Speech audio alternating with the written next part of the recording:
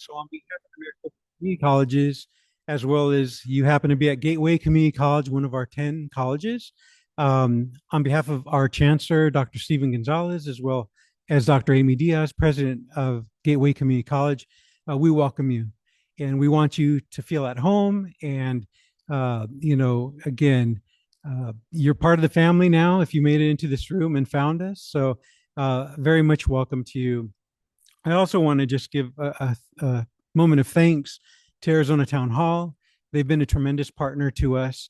And I say us, the Maricopa Community Colleges, over the past year, certainly. So to Daran, who I'll be introducing in just a moment, and Tara, and the whole Arizona Town Hall family, not just here locally, but across the state. It's a blessing to have been working with them. So thank you so much.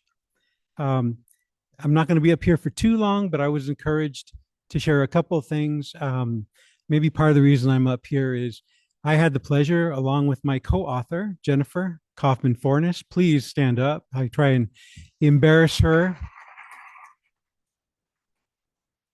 Got to try and embarrass her as much as I can, whenever I can. So she's in the room and I have a microphone. It's rough for her. But I also wanted to say before I share a quick anecdote, there's also a lot of great friends in this room. I think the workforce and economic development community is a very tight-knit one. I see some great partners here from our community colleges from across the state as well. So I'm very proud to have them here. They can make fun of me later, as they do. And so some good friends here in the room. So I'm appreciative of that. If you don't know, this Capstone event is really the culmination of about probably more than a year's worth of work. We got introduced into the process. I'm going to quote Tara very quickly. She introduced me to somebody this morning as, this is Daniel. He was the inspiration for the background report. And I thought, all right, that's a good way to start my day. I've been called a lot worse than that. So to be inspiration and then to not only have workforce development be the selected topic, but then to be approached and asked to help author then this background report was really special for us. It was a labor of love, as I think I've said before, but it also gave me an opportunity as a community college, a lifelong community college person, to really highlight the community colleges in the state and all we do, because I would share with you that in my mind, the community colleges are the heart and soul of education and part of the economic engine for the state of Arizona. So we appreciate the attention and all that we're able to share with you. So with that, I think I've spoken long enough. And with that, I'd like to bring up Daran Wastchak. I've pronounced that correctly. Who is the board chair for Arizona Town Hall. So Daran, thank you for the opportunity.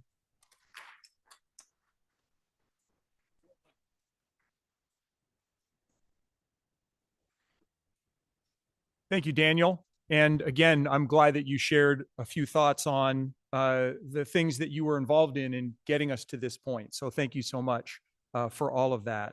I want to welcome everybody as Daniel did. We've got a big group here. We had 150 people in person today, which is fantastic. So thank you everybody for being here. We have 100 people that are also online. So we have 100 people that are also going to be taken care of and participating online. And I want to thank and welcome our speakers, our presenters that I'll be introducing today throughout the event. And then I also wanted to comment that we had some very good interest from elected officials as well for today's event.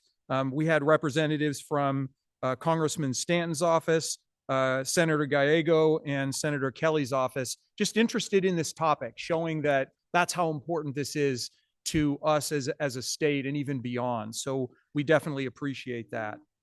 I want to thank our sponsors for today, in particular Gateway Community College, who is hosting us in the Maricopa Community Colleges. Thank you very much for your sponsorship and also for making our venue available. We have a very great relationship with the Maricopa Community College District, including our event today. And then we also have our sponsors that were sponsoring all of the town hall events that we did for this topic throughout the year. The Thomas R. Brown Foundation, Salt River Project, Arizona Public Service, Molina Healthcare. We had the Salt River Pima Community group, as well as the Center for the Future of Arizona. So thank you very much. It's not possible for us to do the work that we do without their sponsorship. And I'm going to make a shameless plug now that in the middle of your tables is an envelope for making any contribution that might help us. We're a 501c3 organization, and the dollars that you contribute go directly into putting programs on like for today and all of the activities that we do as an organization. So your contribution is very much appreciated. If it's a one-time, we have a lot of people that do a sustaining, ongoing $10 a month contribution, and all of that adds up and makes a big difference. So if you are willing and able, that would be fantastic. Okay, so I want to do a little bit of an overview of the Arizona Town Hall process. As the slides say, we've been around for a little while. 1962 is when our organization was started. And our mission has evolved but stayed at the same time very specific. Educate, engage, connect, and empower people to solve critical issues. And in fact, that also mission defines the process that we follow as an Arizona Town Hall. So you're going to hear today a couple of plugs for some events that we're going to be doing. This is the culmination event for the Arizona Town Hall, which is our capstone after we've done all of our community town halls. But we also start the process with an annual summit of topics, and that's coming up later in the summer. I'll mention that to you as well. And then what we also do is a launch each time we start a new topic. When we do a background report, which is all the information that goes into and supports our topics, what we will do is we'll take an opportunity to launch that particular topic with an event. And that's coming up in April for us on our next topic, which is housing. So that the process then goes to the community town halls. And so Tara, I think our next slide is on the community town halls. Yes, it is. Perfect. And so you understand that we did a kickoff event last year for the Building Arizona's Workforce, just like this. And what we did then is we conduct out amongst all of the locations throughout the state of Arizona, individual community town halls where we gather people together from a community. We have a discussion about the topic based around several key questions in order to solicit input from the individual communities. We used to traditionally, for those of you that have been to a town hall, which now is my chance to ask that, how many of you guys have been to a town hall event before? Raise your hand. Excellent. You guys are the choir. Now, raise your hand if you are new and you have not been to an event yet. Okay. Not quite as many. That's good. But you guys are now new recruits. We would like you to stay involved. I already started recruiting at my table over here because the Arizona Town Hall is an opportunity to be involved in a process that is extremely collaborative, brings in all points of views, nonpartisan, and it gives us an opportunity to, for the state of Arizona and the benefit of the state of Arizona, give a wide perspective of views collected together and then shared with others in the way of today's event is an example of that, a capstone type of an opportunity. But for those of you that have been around, I'm going to ask one more question. Raise your hand if you have been to one of the old school, go to the Grand Canyon or to Prescott or somewhere for 3 days for a town hall. Raise your hand.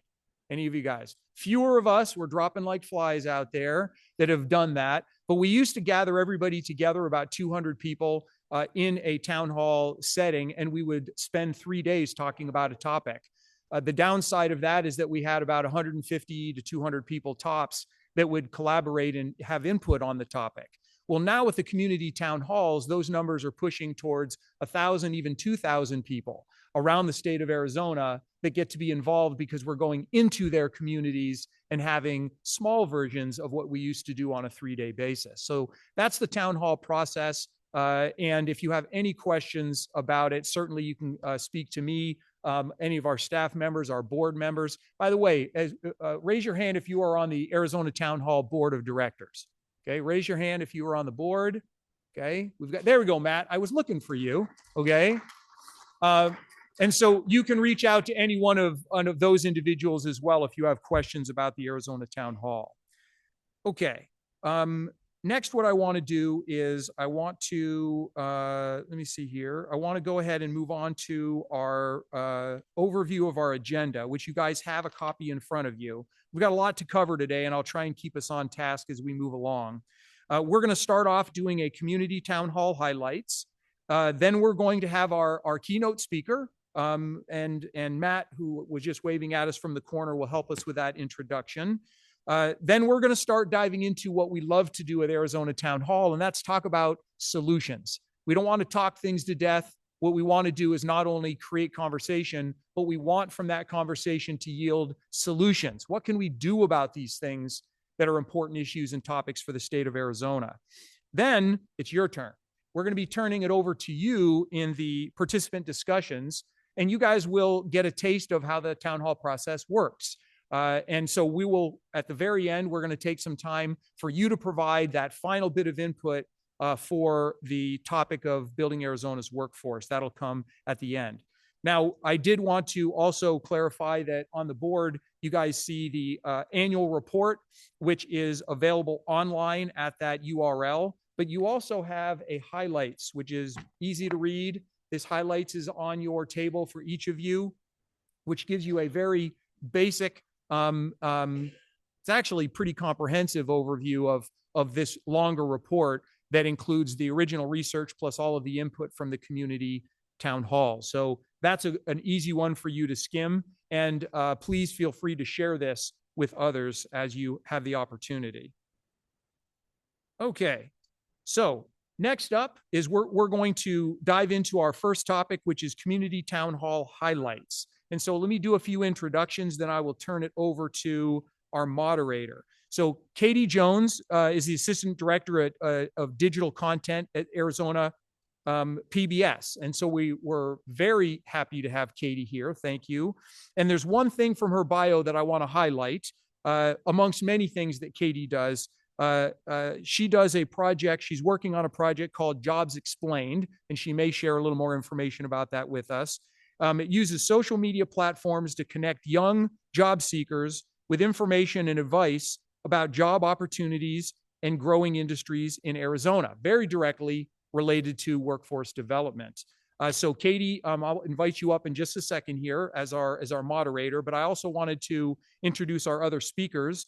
Tara Jackson, who is the president of Arizona Town Hall and normally sits in this chair and plays this role a lot of the time, but she gets to do a little more relaxing today, if you can ever call that what you do, Tara. And then Holly Kurtz is the Director of Workforce Development, Center for the Future of Arizona. Bianca Lopez, Director of External Affairs, Boys and Girls Clubs of the Valley. And then Demetry Simonton, co-founder of Northern Computing. So let's have everybody come up, if you will. Thank you very much.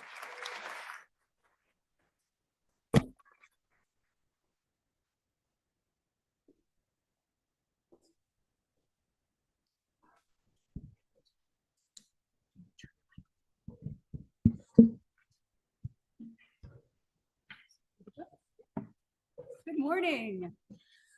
I'm Katie Jones. As he said, I'm the Assistant Director for Digital Content at Arizona PBS. And I have the privilege to be here this morning because also, as he pulled out, we're in the middle of a workforce development project called Jobs Explained, in which we're producing social media content, vertical videos that connect young job seekers with information about opportunities in key local industries. I would love to talk to many of you more about this later. But at the moment, we're here to look at the town halls that have been held over the past year, fostering conversations about workforce development all around Arizona. The panel has already been introduced, so thank you all for being here. I'd like to start with what you see as the most important insights from the community town halls that you attended. And the way I'd like to do this is let's start with a very short, high-level answer from each of you so that we get all the big themes out on the table. And then I'll go back to each of you so you can elaborate. Demetry, would you like to start? Sure. Can you guys hear me? All right. So one thing that I've committed to professionally and personally is to always make sure that we have youth represented at our town halls. And so at our town hall, we had the Sierra Vista Youth Council attend, and we were intentional about making them be the reporters and stand up and speak and report out. And even after the fact, meeting with the youth council, just gauging their perspective on where they're seeing the future of workforce headed, what jobs they're interested in, and how they really plan on achieving that, right? That was one of the biggest highlights and takeaway, because when you delineate from how we in workforce development or in education or whatever else have you, how we approach it versus how they're seeing this happening, it's totally different. And so as we're sitting here and we're coming up with strategies and solutions, we have to be intentional about reaching out to those who we're trying to serve, rather than just dictating to them how it's going to be or what that process is. We need to understand how they're viewing it as well. So that was one of the key highlights and takeaways for me. Hi, everyone. So for us, me coming from a youth servant organization as well, I agree with a lot of what Demetry said. We have to have the voice of our young people at the table and being part of that solution.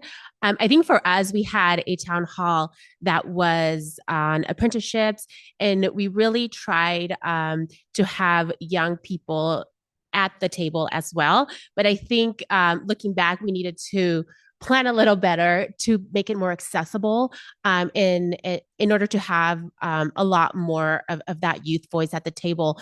But one of the other key takeaways was that we need to start earlier. When it comes to career exploration, we can't wait until high school. By that time, it's a little too late. We need to start in middle school. And that's it has been one of our focuses at Boys and Girls Clubs. Hi. So I had the opportunity to attend a lot of Arizona town halls. And what struck me about all the ones that I attended, whether it was in Southern Arizona, here in the West Valley, in Northern Arizona, or even a sector-specific one around construction, is how much alignment there was around the opportunities and the barriers. Heard it over and over again across all those town halls. And you see it in the Capstone report. You know, no surprise, affordable housing, childcare, transportation. I would echo early career exploration and the need for youth, especially to have what they might call durable or essential or soft skills. And then the other area that I think we exposed in the research report was the concept of hidden talent. Our workforce participation rate isn't in the top in the country or the bottom, we're in the middle, but we have a lot of people that are on the sidelines. And if we figure out how to be more inclusive to bring some of that hidden or untapped talent into our workforce, that will help fill our talent pipelines. So I just want to start by saying I'm Dawn today. If you didn't know, originally Don Bischoff, who's from Mojave up in Kingman, was going to be on our panel. At the last minute he couldn't be, and if I could have found it last night, I was going to have like a sheriff badge, play gun, because he's the retired jail commander from up there, but I will channel him a little bit. However, I was at almost all the community town halls, and definitely there were some trends that have already been brought up. I thought it was fascinating for those town halls where there were a lot of youth, whether it was the one with hundreds from the city of Phoenix, or in Mojave County, Lake Havasu City did a town hall where they bussed in youth who were amazing and added so much to the community discussion. And it's a very important, different perspective. So I want to share that. The other big thing that kept coming up is the cost of housing for workers, especially in certain areas. And the last thing, and really for me, it was for me versus Don Bischoff, probably the first thing, is that we are in a very, I'm going to say, disruptive time when it comes to workforce. The old ways of doing things are simply not going to work. Watching the eyes open wide when I shared the demographic changes happening, especially for those in retirement communities, and the importance of looking for that hidden talent, of finding new creative ways to meet workforce needs. That was probably overall that you need to look at new things and new ways of managing. Speaking, I've heard almost all of you speak to the youth involvement and you've mentioned demographics. I'd love to have any of the panel expand on that a little bit in terms of how are demographics changing? How do we see that in the youth who are engaging, or the youth that are kind of coming up and joining the workforce? Looks like you got the date there, Maybe Sarah. I'll start with that. Another time to highlight the highlights report. If you open it up to that first page, and by the way, there is a QR code in this report, so that you can go to the entire reports, all the detailed community reports. But all you have to do is look at that graph of the demographic changes. And if you're in, for example, Yavapai County, a retirement community, your fastest growing population is over 55. Guess what? Most of them don't want full-time employment at service jobs. And your biggest declining group is 0 to 5 and your traditional standard workforce years. So that is huge to consider. Now, so the way I like to look at that for communities is, here's the situation. And by the way, this isn't going to change anytime soon. What are the resources you have to work with to meet the workforce needs? What are the resources you have to meet the education needs to train and educate not only the workforce of the future, but the workforce now? But I know Holly's done some work with that too, I'd love to hear what you all think. So I think it's fantastic to look at the data from a quantitative perspective, but we also have to really look at this from a qualitative perspective in the heart of the matter, because so many youth are really apathetic about the job market right now and how competitive it is. And I hear constantly, I'm applying everywhere online. They say they're hiring, and I haven't had one callback. And so when you spoke about the soft skills and going and following up and actually showing up and talking to them, just don't apply online. You know, we've begun to coach them, but it's very interesting. I have the privilege of serving on the Cochise Technology District Governing Board. That's your JTED, your CTE programs and things like that. And I think we're doing the best that we can, but we still haven't really bridged or really addressed the apathy of how they really feel about workforce. This is the first time in a long time that I don't see individuals super excited about going out there and starting. There's like this failure to launch. They're really scared. They don't know what to do, and they're not able to connect what jobs are going to actually still be around.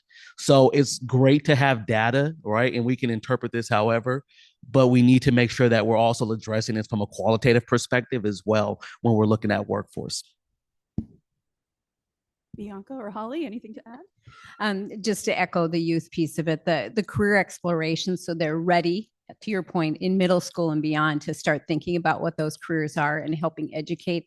And I think we need much more parental involvement. I think teachers have got a big load on their shoulders already with trying to help students figure out their futures, but trying to figure out how we can engage the whole community to mentor, coach, support, and help educate youth about what their opportunity are to help reverse that apathy, because it is a scary time out there. I have a senior in high school granddaughter who's trying to figure out her future. I get it. So I think we have a lot of work to do in this space. Luckily, we have a lot of great programs across the whole state that are working on this as well, including Boys and Girls Club. I think I agree. We need to start early. We need to start introducing our young people to the jobs that are out there. They're not excited because they don't know what the possibilities are. So it is up to us, and it's up to the employers in our communities to partner with us and bring that, that knowledge to our kids. And our teachers are also very, they're already very busy teaching that what they need to do every day to day to even like go out there and find, what is the industry in our community that we need to tap into and bring speakers so that our kids know that they don't have to go out of state to make money. They can just, drive 20, 30 minutes. And there's this great employer in our own community. And there's all these things that they can do. But really it starts in middle school and introducing them to what's available. And I think that's why it's so important to have those after school programs, because during the school day, kids already have that curriculum they have to be focused on. But with Boys and Girls Club kids, we were able to have that more time and flexibility to introduce them to a lot of these careers through our partnerships. And then the other thing, even for our older youth, we try, when we match them with internships, we want to make sure that they're paid internships. So not everybody can afford to, get an internship and not be paid. There's barriers like transportation that we need to look at. We might have a teenager that would really like to see what it's like to work at Bank of America, but they have younger siblings that they need to take care of after school. So having the resources out there to help parents that are working, they have their younger kids in an after-school program. They have their teenagers exploring a career by being matched to an internship.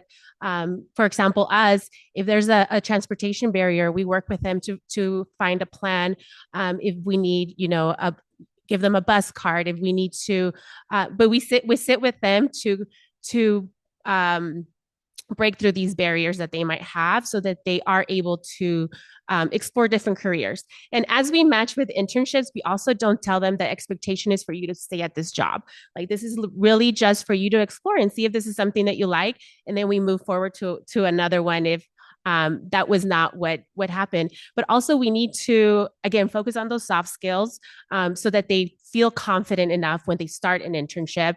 And we also need to make sure that they have someone that is mentoring them. So we actually make sure that our teams that are in internships, they have a coach that they can always tap into. When their internship is over, it's usually 6 to 8 weeks. They're able to, they have a whole year that they can reach out to their coach, and as they're applying for jobs, as they're applying for other internships, they can talk to them and really get feedback. They can, look at their resumes, they can practice interviewing. So really they have to feel like they have that support. And so we need to have all of these wraparound services to make sure that they're successful and to make sure that they're excited. I hear us kind of transitioning into some solutions and ideas to help ameliorate the problems, solve the problems. So I'd love for each of you to speak about what kind of solutions came up at the town halls you attended that address some of these topics. And maybe let's start. Are there other solutions that were presented related to transportation? Transportation. Sorry, I paused that because that's like maybe one of the only ones where I didn't hear too many solutions. Lots of problems, especially in rural Arizona, and especially if for youth who want a job, and if there's nothing, if there's only even to have transportation to great apprenticeships, and they don't have a car, and that's the only way to get there. So that's a major problem, especially in rural Arizona.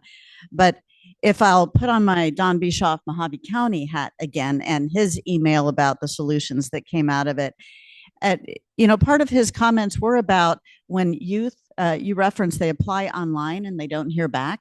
That's a real problem that's not working right now.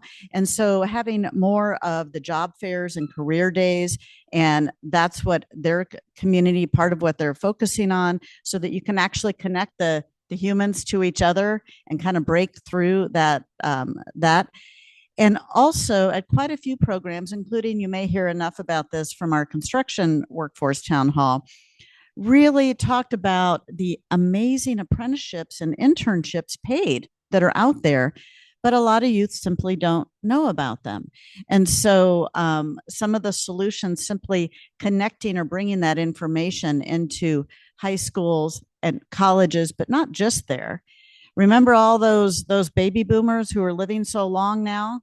They also might want a job, but a different type where they can help fill those jobs. And micro-credentialing, which community colleges are really good at, others are stepping into, finding these more flexible ways to get that information or certification as our just the whole kind of ecosystem of jobs is changing very fast, including AI.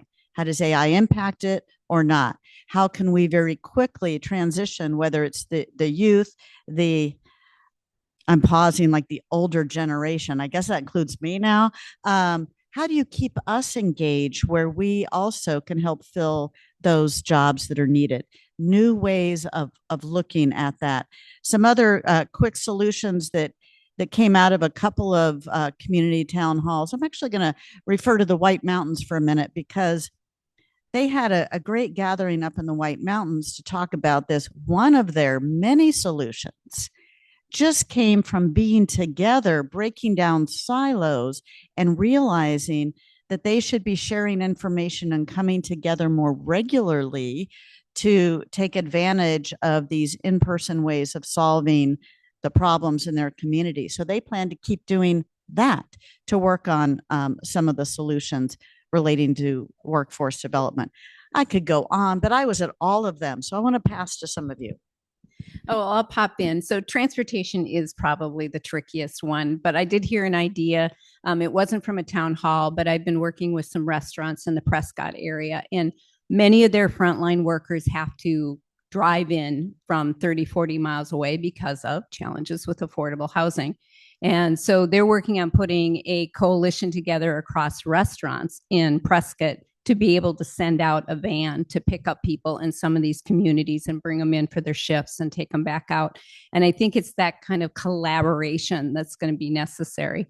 The same restaurant person that I was working with in Prescott, also so worried about affordable housing. So he's contemplating buying a third restaurant, but he's actually now thinking about buying an apartment building and being able to put his workers, house his workers in there because he knows they're coming from a long way away and they're paying a lot living in a tourist town.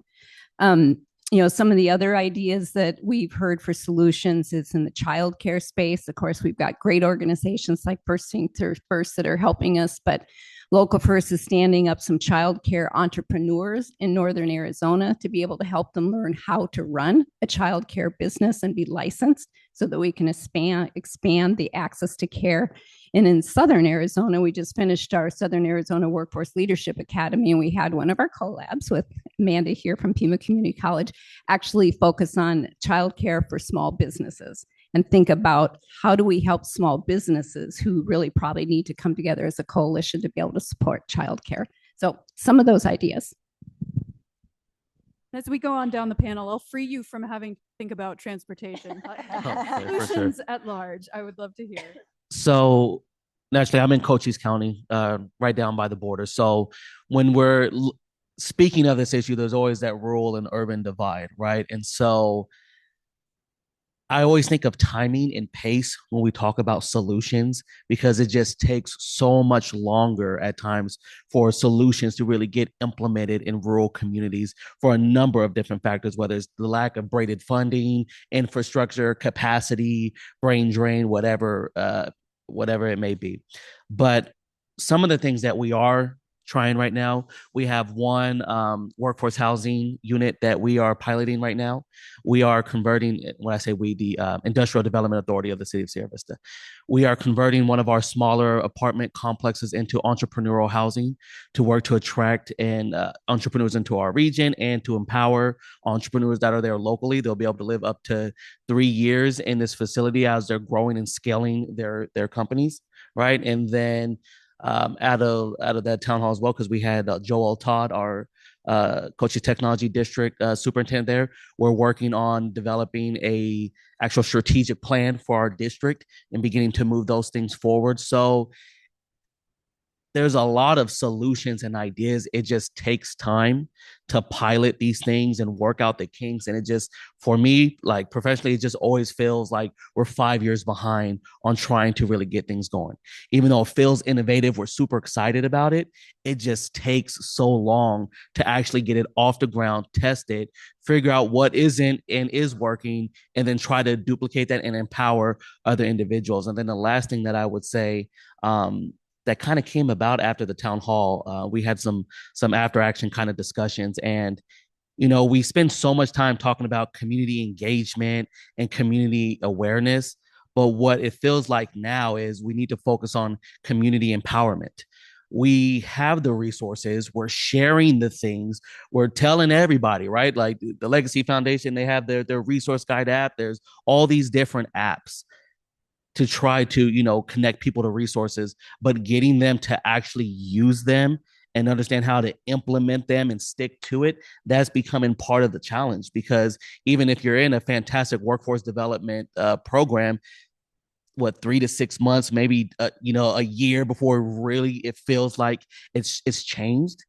And so, not to go back to the feeling of apathy, but we just have to really communicate that timing and the pace and the qualitative aspect of what this really feels like as we're looking for challenges. And those were just some of the things that came out of our town hall. In the town halls that I was a part of, I think everybody agreed that we need to expand those those apprenticeship, internship opportunities, and with an emphasis on paid internships, because that is what will incentivize our young people to actually engage in exploring careers. But when it comes to that transportation barrier, it's important that we meet the youth where they're at, to eliminate that transportation barrier. So like I said earlier, one of the things that we do is provide bus cards if that's what's needed. But maybe we need to just look for an internship that is closer to them so that they don't have to, be on a bus for an hour. Maybe we need to bring so all of our youth have to go through a 30-hour academy where they learn soft skills. So we come to them. We bring it closer to home so that they are able to attend this academy. But like with anything, like we all have to figure out our transportation. So it really is having those conversations with them and making plans, and using the resources around them. So just getting them thinking, like, how do we solve, this transportation issue that you have? And it's just having one-on-one conversations with our youth, so that they can be part of that solution as well. The other thing that came up is one of the solutions is collaboration. We all have, we're all doing our own thing separately. And we hear, we have employers needing quality and workforce, and then we have organizations that are serving youth. And so we need to collaborate. We need to work together so that we know what are the things employers are looking for. What are the things that they're seeing that are lacking in our workforce, and what can we do to prepare our youth better, so when they are at these jobs that they are not being set to fail. The other thing is collaborating with our elected officials, making sure that they know what are the issues that we are seeing, and making sure that policies that they are working on make sense. That we are also not just making policies, but policies that fund these programs, to make sure that, sometimes there's certain mandates that, organizations have to, that come from policy that you have to do, but there's no funding to back that up. And it's great. Like, you would love to do that work, but where do you find that funding? And again, it comes with that collaboration, those partnerships. So can we have, the state funding part of it? Can we have employers fund part of it? And so really it takes everyone, is what I kept hearing from the tables that I was a part of, that we all need to work together. And another part of the solution is AZ Town Hall, like bringing everybody together, and having these conversations, meeting people that are invested in the topic that we're discussing, and coming up with those solutions. So as we think about all of these solutions, where do we start? And what were the conversations at these town halls around where do we start, whether that's, community empowerment or industry collaboration or engaging with nonprofits or educators or government policy? What do we prioritize? I'm going to play Don Bischoff here from Mojave County. And with transportation, since that came up, and it really is, it's great to have bus passes unless you're in a part of Arizona that doesn't have buses. So, rural Arizona or some of our counties are very large. And in Mojave County, if you're not familiar with that, up in kind of the northwest part of the state. Yes, thank you. I had to get my directions right. I see the heads nodding. There are three main cities there: Bullhead City, Lake Havasu City, and Kingman. And there has been a challenge with one of the big challenges there with transportations, and it's actually on Don's notes to me, is that transportation in between those cities, which is really important. If you haven't been to Lake Havasu City, it's very much a tourist town. And so one of the actions prioritized, that efforts are underway now, and the town hall certainly helped with some of that collaboration to continue to move it forward, is building a new transit hub in partnership with Mojave County that handles regional operations to move workers and people between all three of those cities. So that's one of the ideas with transportation. And apprenticeships and internships, we've heard that already today. That came up at almost every program that I went to. The one part that I would highlight right now on that is the importance of knowing it doesn't mean it's your permanent career. And that in fact, it's really valuable to realize that if you faint at the sight of blood, maybe you don't want to go into a medical career. And important to know that before you start down that road, so that having apprenticeships and internships where someone realizes, oh, it's not for me, that is really valuable and really important. A few other solutions, using with private public partnerships, bringing in private employers who might help fund a partial or full staffing, whether at a high school or a community college, to bring some of that very industry specific knowledge and experience to students. Recognizing, I think everyone on this panel and maybe everyone in the room would agree, our high school teachers and grade school teachers are incredibly overwhelmed. We don't want to put anything else on them. How can we work with these collaborative partnerships to bring some of that education within? And I would add, I wish this could be sequential, like we could figure out where the start is and fix it all along the way. Unfortunately, I think we've got to work a little bit at all levels, whether it's, in K-12 with career exploration, whether it's getting more adults to return for reskilling and upskilling, to be able to have new credentials that can help open up their opportunities for in-demand jobs. It's dealing with all the wraparound services that we talked about. It's tapping into hidden workers, whether that's retirement or neurodivergent or disabled or returning vets. We're just going to have to be creative across the whole continuum because there is not a silver bullet on it.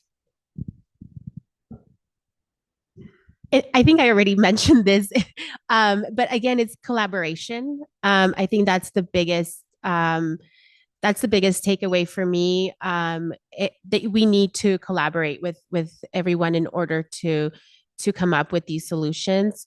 In one of the tables that I was at, I was able to make a lot of connections where we are working on how do we expand an apprenticeship, how do we connect with an employer to ensure that we have a whole new internship that is paid. So I think once we get together and collaborate, we'll come up with these solutions. But yeah, I think the biggest thing is collaboration. So there's a quote, something to the effect of like, those who plant a tree knowing that they'll never enjoy the shade are the ones who finally get it, right? So I'm gonna echo what you're saying, but I want to add just commitment and just understanding it may take a while, and partners need to commit to what their role is in the ecosystem, where we all aren't tasked to solve everything. But if I can commit to this portion of it, that's what I'm gonna hold down, right? And being authentic to a rural community, it's challenging when people are coming and going, and every time you start to get some traction, that person leaves, right? And so you feel like you're starting over again and again and again. And that's when you have to be committed to what you're trying to do. And one thing that we have begun to discuss, we haven't implemented it yet, was creating a profile called the Coaches Community in Practice to track these strategic plans and these commitments, because people leave and strategic plans leave with them and commitments leave with them. And so if we have a repertoire of what we all committed to, as an organization, and what we plan on following through, that's where we start, is just honoring the commitment and understanding that this is going to take some time.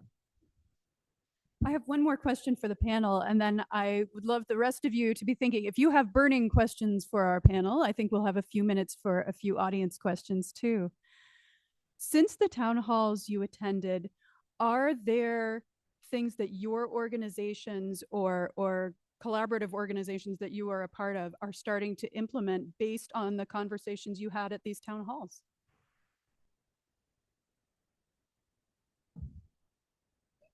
As I mentioned, because of the town halls, we made connections. We're now working to expand our internships.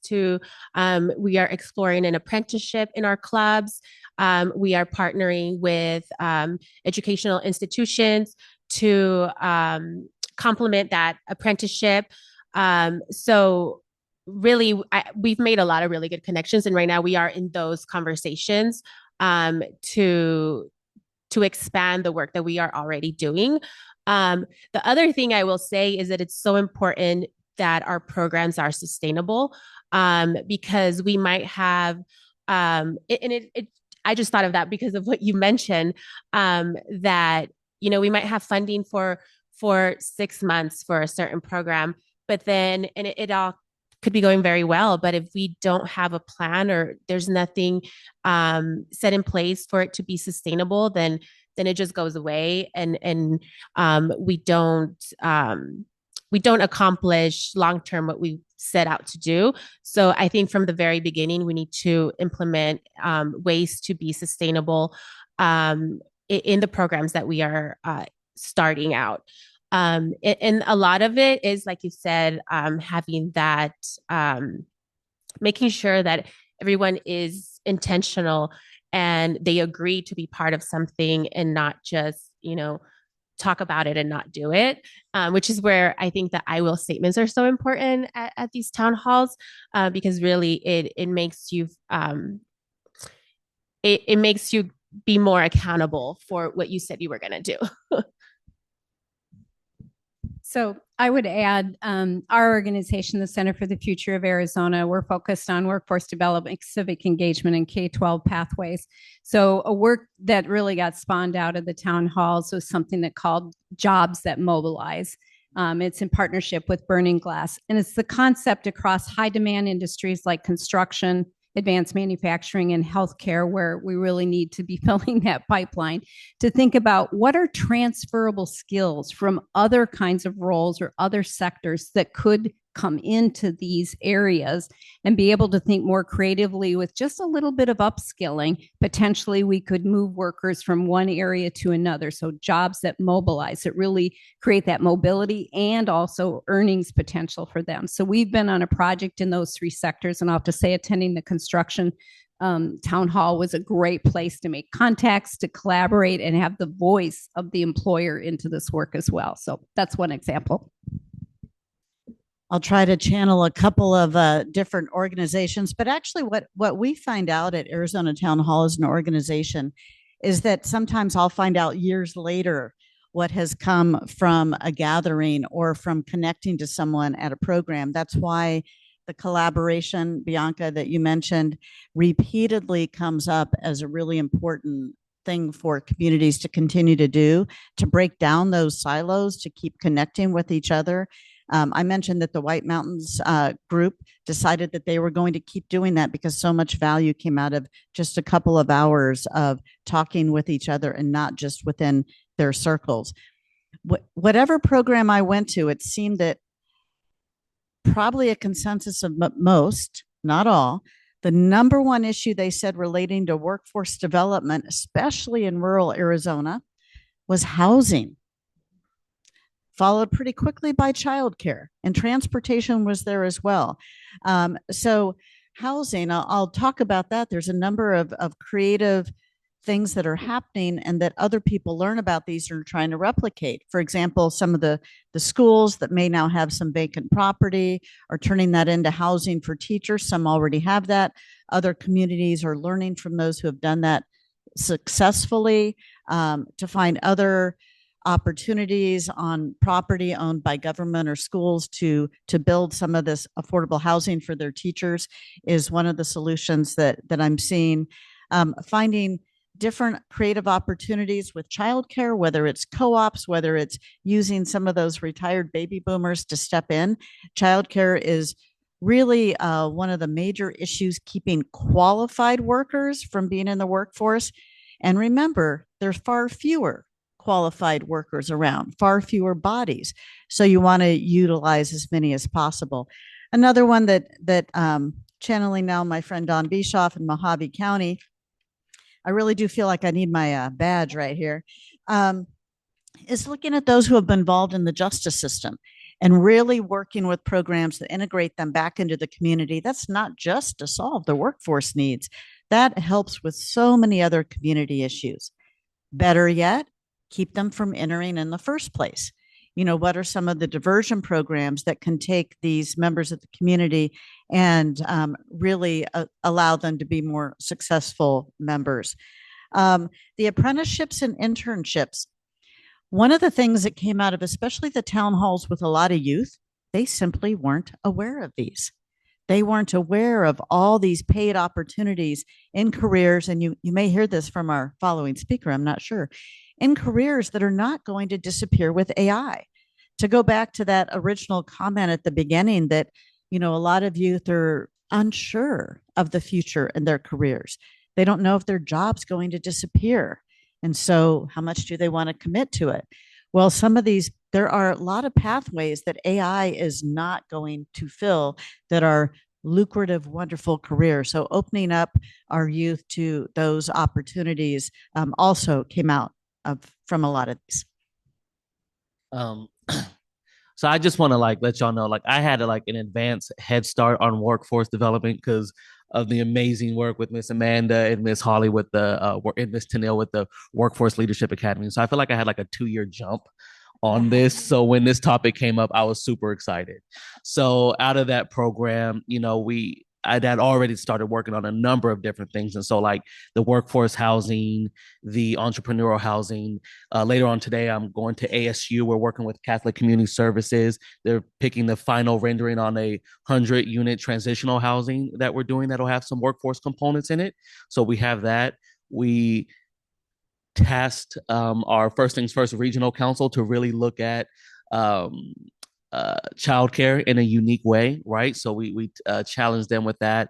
Of course, with the Cochise Technology District, really looking at how we can support our membership districts and have a strategic plan and filling these gaps and this awareness about internships and all those different things. But I want to say, in all of that, the most important thing is to understand where you're at in the process, right? As we're offering solutions and things like that, because, you may be on bullet point number 10 on one particular thing and then bullet point number 2.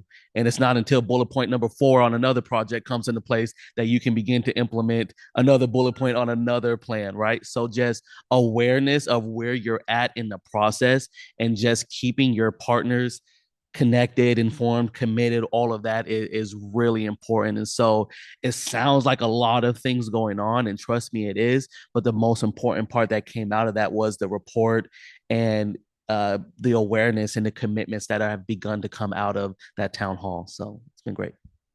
Do we have any burning questions in the room for this panel? Yes, in the back. I'll have you speak. You can. Written down 20 problems that you mentioned. This is more of a rhetorical question. The need is great for creating solutions to the problems you mentioned.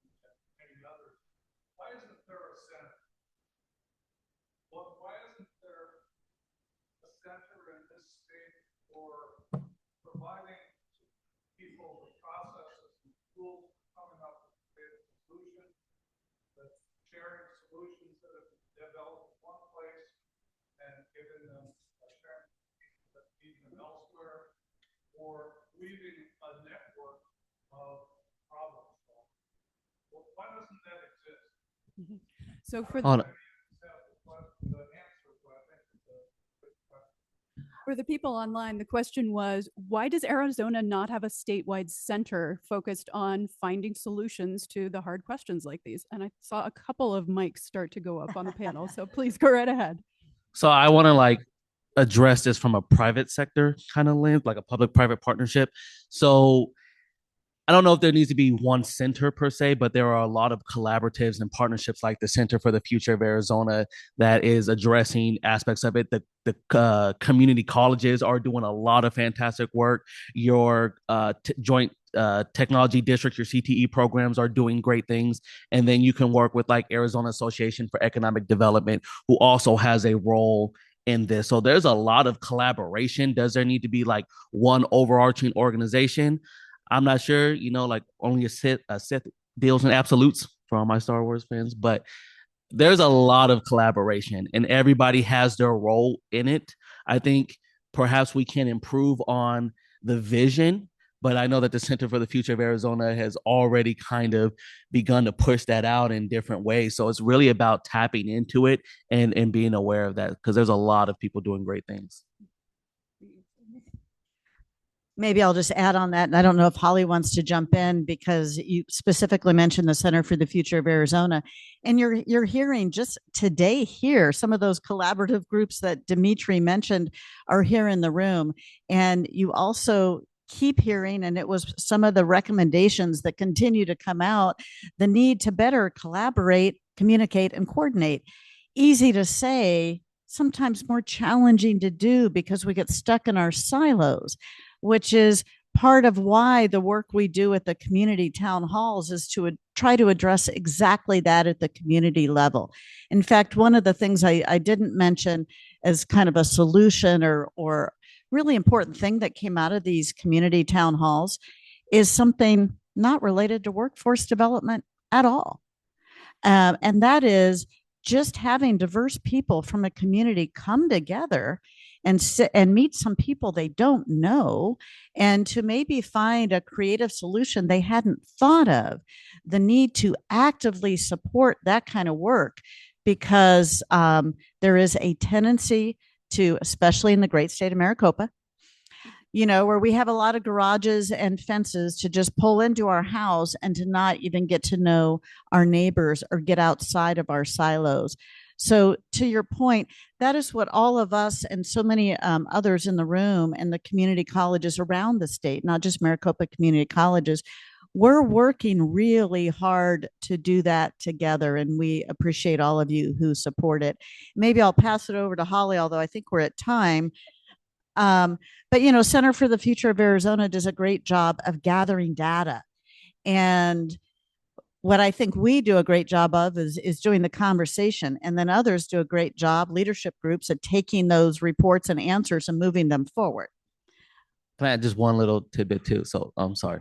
So also, like, your chambers do a great job, and they have like, was it elevated? Is that the elevated? Yeah, they have, exactly, and they're expanding throughout the state as well. So I would just challenge each of you, like, you have your I will statements, find where you fit, like which lane, whether it's education, whether it's government, running for an office that could help with that, business, whatever. That's where it starts. And then just bring in those resources and that information into your community and distribute it out to your partners. I think that's a great place to end. Panel, thank you so much for your insight.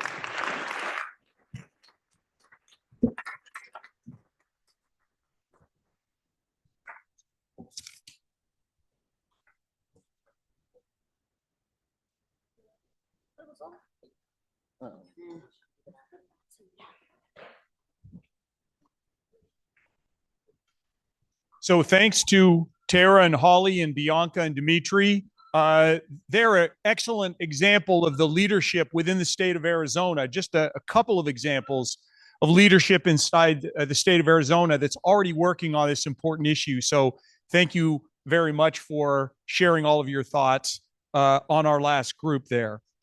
Next is going to be our Workforce Development National Perspective. And in order to introduce our speaker, I am going to first bring up Matt Meaker. And Matt is the Vice President and Assistant General Counsel for Government Relations. He's also a member of the Town Board of Directors. And I want to give him one particular shout out. When we got this topic established, one of the things that Matt did was roll his sleeves up and start working on a workforce development community town hall for the construction industry. And I noticed that we've got Tom Cole here, Director of the Arizona Registrar of Contractors. Welcome, because he was a key part of this event that was put together back on October 30th. And I was privileged to help with that, and it went very, very well. And so thank you for your contribution and the introduction. Well, thank you very much. Can everyone hear me okay today? Excellent. Thank you for being here today.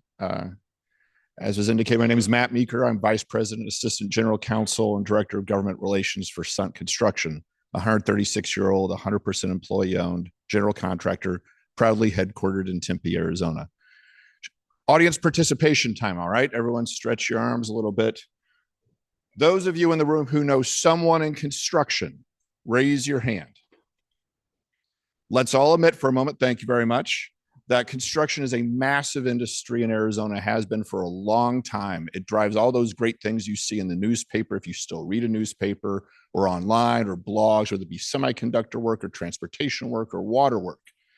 If you ask any of them what is one of their top 3 concerns, for decades, it has been workforce development. It is an industry that has been struggling to figure out ways to educate people that construction jobs are not just McDonald's jobs on steroids, that these are real, meaningful careers. And so, as was indicated when Arizona Town Hall said, let's go do workforce development, I called Tara about a year out and said, what do you think about a construction-focused town hall? And no huge surprise for those of you who know Town Hall and Tara, sounds great. We are lucky in Arizona. We have some great, amazing partners, including some public partners. And as Daran mentioned, Director Cole's with us. He was the first person I called. He is a trusted ally and partner. And I said, does this make any sense?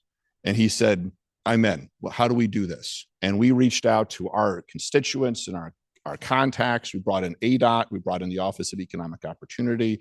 And we had 100+ folks, people who are not supposed to be in the room together, union and non-union, talking, heaven forbid, right? Educators at the 4-year institutions and the 2-year institutions and the K-12 and public sector. And it was a meaningful conversation. And I'll tease it out now. We did a follow-up. We may be reaching out. We think it was so meaningful, we may want to do a second year offline from the cadence of bringing together the industry again. And so again, Director Cole and those of you who were there, thank you for being there. Coming out of that, we were planning for this event. And we knew we needed to have a national speaker. And so I reached out to another partner, the Association of General Contractors, national leaders for a long time on this topic, in hopes that we could get our guest speaker today. So Todd Roberts is currently the national sitting president of the Association of General Contractors. Had a chance to have dinner with him last night. Louisiana native, founded his own company, ERS. I love this story because he goes, gets his degree, starts working for an employer. That employer has a catastrophic situation. The business winds down. He goes and takes a loan, buys a truck, starts his own construction company. Those of you who know construction, that entrepreneurial spirit is what drives it. And so I love that. He's been serving up until the end of this month for the past year as the president. He told me last night he's been on the road all but 90 days of this past year. So I feel quite honored that he's come and joined us today to provide some national thought leadership on the topic of workforce development. Will you please welcome me joining Todd?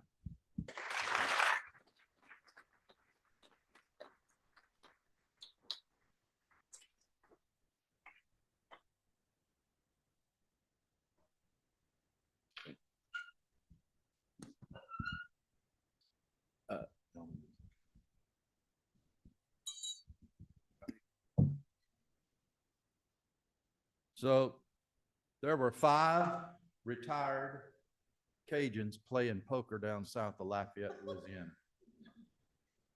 They grew up together, retired from the same oil company.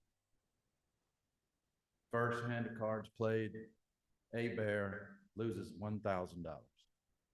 So he clenches his chest, falls over, graveyard dead.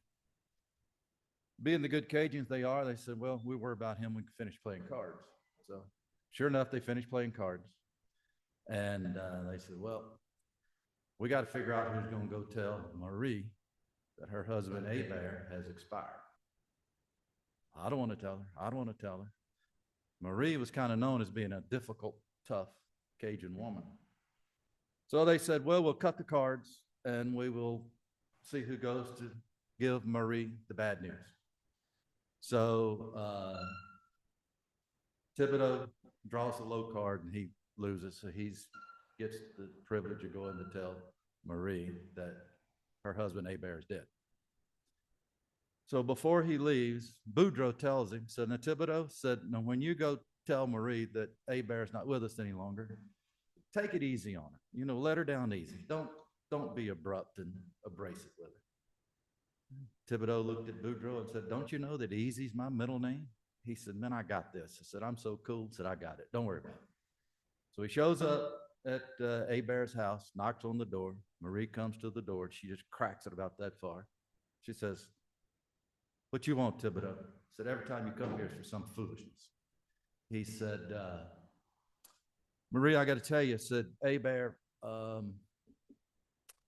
is, well, A Bear lost $1,000 playing poker this morning, and he's afraid to come home. She said, Thibodeau, you go tell that sorry SOB that I said to drop dead. He said, I'll go tell him right now. And I know you're wondering what that has to do with workforce, but recall I said they were retired. And I thank you for laughing because I told that joke 2 weeks ago in Hawaii and then went right over their head. So anyway, good morning. I'm so glad to be here. Matt, thank you for that very kind introduction. But I'm so glad to be here. Thank you for the opportunity. So let me talk to you for a few minutes about workforce from on behalf of AGC of America. More important, thank you for focusing your attention on an issue that is so important, and that is workforce development. According to a survey that we released at the beginning of this year, 82% of the construction firms reported having a hard time finding enough qualified workers to hire. As a result, labor shortages consistently rank as the single largest reason for construction project delays. In other words, construction workforce shortages aren't just a problem for our industry.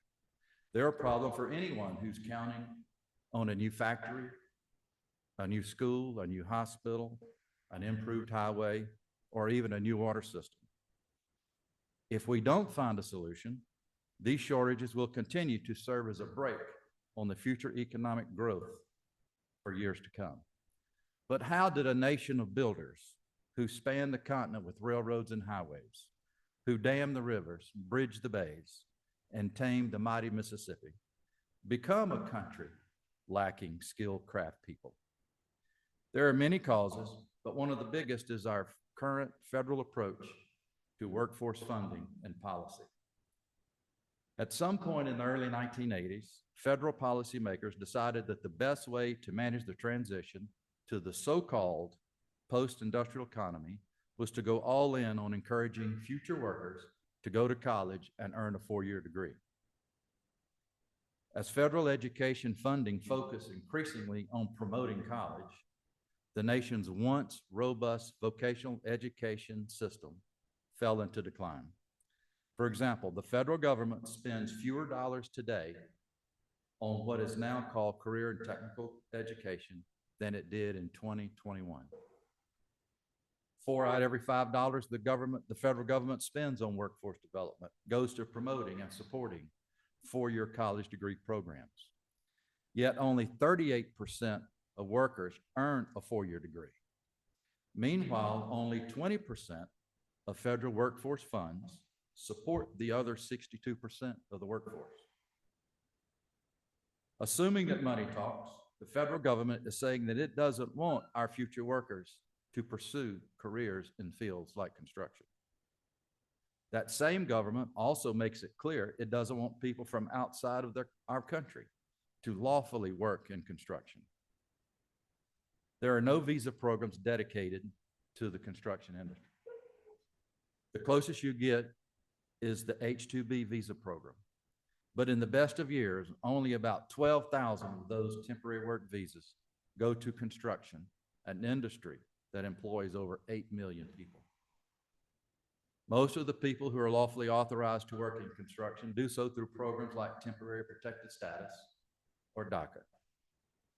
But the administration has been opting not to renew temporary protected status for workers from a number of countries. And there are several viable legal challenges to DACA currently making their way through the courts at this time. The federal government misguided workforce policies also impact state and local approaches to workforce development. High quality school-based construction programs are now the exception instead of the rule. And those only exist because scrappy school officials put in the time and the effort to find the resources needed to run those kind of programs. And having the federal government use this multi-billion-dollar megaphone to shout college or else has soured our cultural perceptions of craft work. This is a big reason why one of our biggest obstacles. Oh. Do I need to start over? All right, sorry, you online people. So having the federal government use its multi-billion-dollar megaphone to shout college or else has soured our cultural perceptions of craft work. This is a big reason why one of our biggest obstacles is the kitchen table. That is where many young people who are interested in careers in construction get told by their parents, heck no, you're going to college and get a real job. I happen to be one of those. My dad was an 8th grade dropout, and my mother did not have an opportunity to go to college. And she said, you're going to school. Worked out okay for me, but you can see the point there. Federal workforce policies have shriveled the pipeline for preparing new workers. At the same time, demographic trends are eating away at our current workforce. Like many other sectors of the economy, we have an aging workforce that is retiring in even larger numbers. Making matters worse, our industry has a culture that isn't very good at attracting and retaining a large part of the current workforce. Only 6% of construction workers are Black Americans, yet they are 12% of the total U.S. workforce. And only about 11% of construction workers are women, yet they make up 51% of the total U.S. workforce. We are never going to solve our workforce shortages if we can't figure out how to attract more than half of the workforce. Understanding the root causes of construction workforce shortages is important because it informs how we at the AGC of America are tackling those strategies. One of our first priorities is to measure and educate. We spend a lot of time understanding and assessing the scope of construction workforce shortages. Our market insights team tracks a host of monthly economic and labor data and is in constant communication with our members about labor issues. We also survey our members twice a year. We use this information to provide a clear picture, not only of the scope of construction workforce shortages, but their impacts on the pace and cost of construction. We also use this data to educate the public, the media, and most important, the policymakers about construction workforce shortages and why we need help. If you have heard about construction workforce shortages in the news, the odds are AGC was behind that story.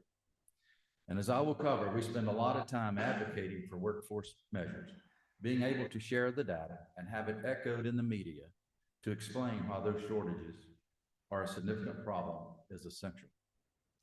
We also invest a tremendous amount of resources, money, and time in sharing workforce solutions with our chapters and our members. For example, we share money and our digital advertising expertise with many of our chapters to help them run digital workforce recruiting campaigns designed to reach underrepresented communities and encourage them to pursue careers in construction. We also gather and share workforce development success stories from across the country. Odds are good that someone somewhere has figured out a workforce solution that will benefit other members. So we find these stories and we share them with our members through webinars, videos, podcasts, and articles. Once a year, we gather hundreds of HR and workforce development staff for our annual Construction, Workforce, and HR Conference, where we share workforce success stories and brainstorm new ones. Our next Workforce and HR Conference is actually taking place right here in Phoenix in mid-October. Just last month, we published a catalog of workforce development success stories that we send to every one of our 28,000 member firms. This catalog lists various workforce development success stories and includes the contact information for the people involved. Our hope is members will adopt at least one of these solutions from that catalog and put it in place. And we developed a culture of care program that is designed to help member firms make their job sites more welcoming and inclusive, so it becomes easier to recruit and retain workers from underrepresented communities.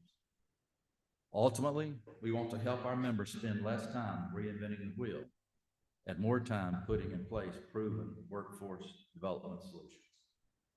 We also spend a lot of time advocating for short and long-term solutions to construction workforce shortages.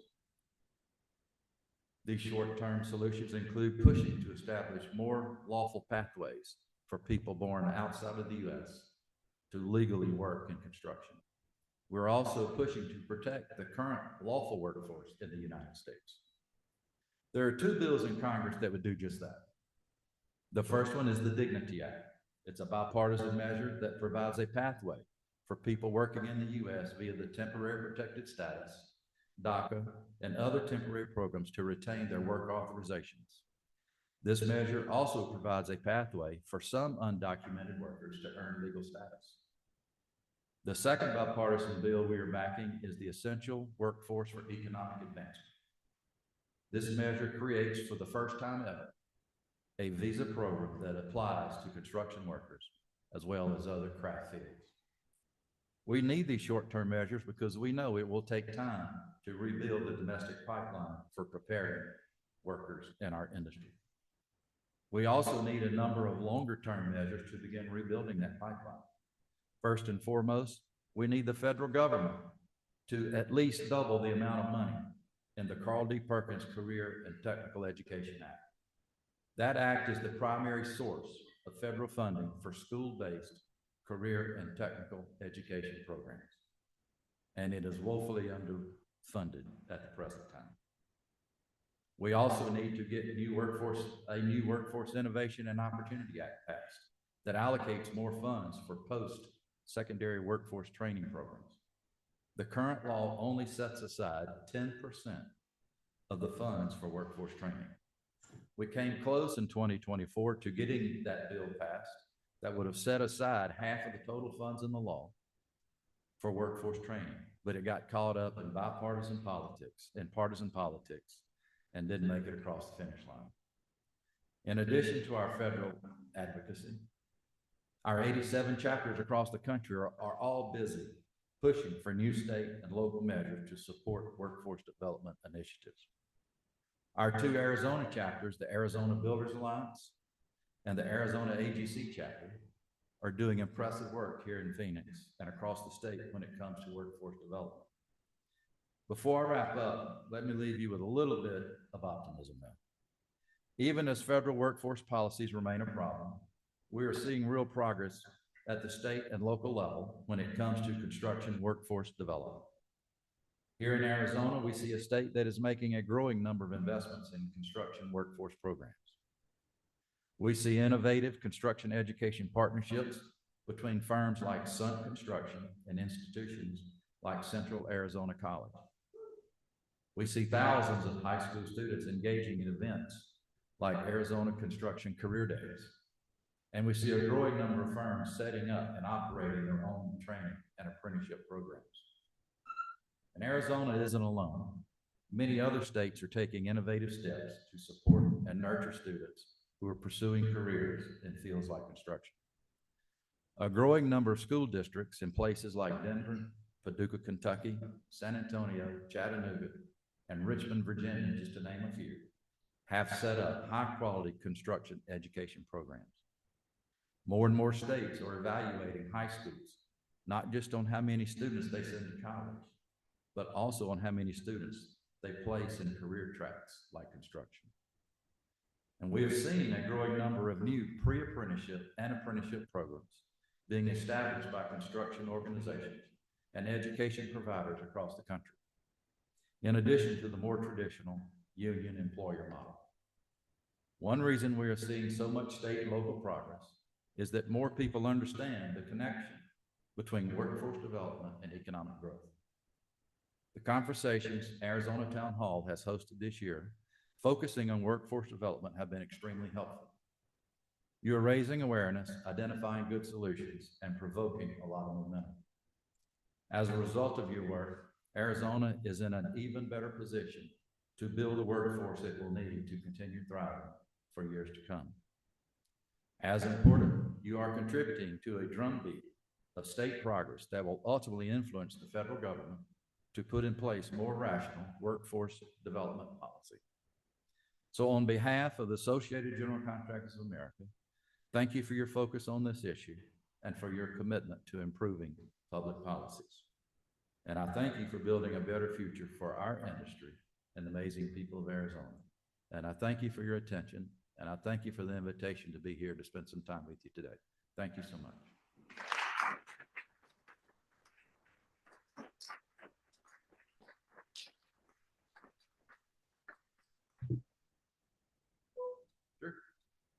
Are there any questions that we want to share with Todd? We've just got a couple of minutes before we move to the next section. So are there any questions? Yes. Let's get a microphone too. Great. Thanks, Tara.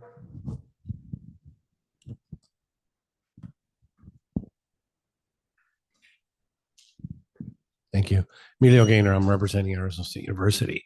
I have a question related to once you get the workers here, because I know you'll accomplish it. You'll go through whatever you need to do to get these permissions to get the foreign workers here to help. What's the long-term plan or the sustainable plan for that? Will there be, maybe you're not concentrating on that, but will there be pathways for residency so they can stay longer and work longer? Or what's the overall plan from your perspective? Well, the two measures in Congress right now, one of them, like I said, does identify immigrants here working, and it also gives them a chance.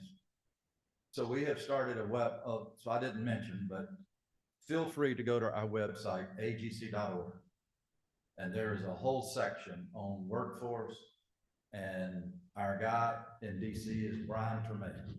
Feel free to reach out for him. He's our workforce guru. But we have we've set up a portal on the AGC website to do just what you're talking about. Our member companies, their employees can go to this website and they can determine, first of all, that they are definitely illegal. If they are, it gives them the steps of what they need to do to become legal, to become legal, and also how it pertains to their families. So yes, we are looking at that long term, and we are working with our policymakers and our legislators. We have people on the Hill every day talking to them about this. Mickey Nunez, Grand Canyon University. I'm just wondering, like we started the workforce development. So someone wants to go to GCU to be an electrician, a plumber, HVAC, CNC machinist, semiconductor technician. What we're doing is we're pipelining them into the industry. How can we actually be on the website, because we actually take it nationwide. We started off with 39 students. In the last 3 years, we put over 800 students into the workforce. And we're trying to figure, they're 1 semester or 2 semester programs. They're not 4-year programs. And I'm trying to figure out how, when we scale it, how do we get on the website still so we can fill them? Because we started it in Austin too. So we have the potential of going nationwide, but we're just not there yet.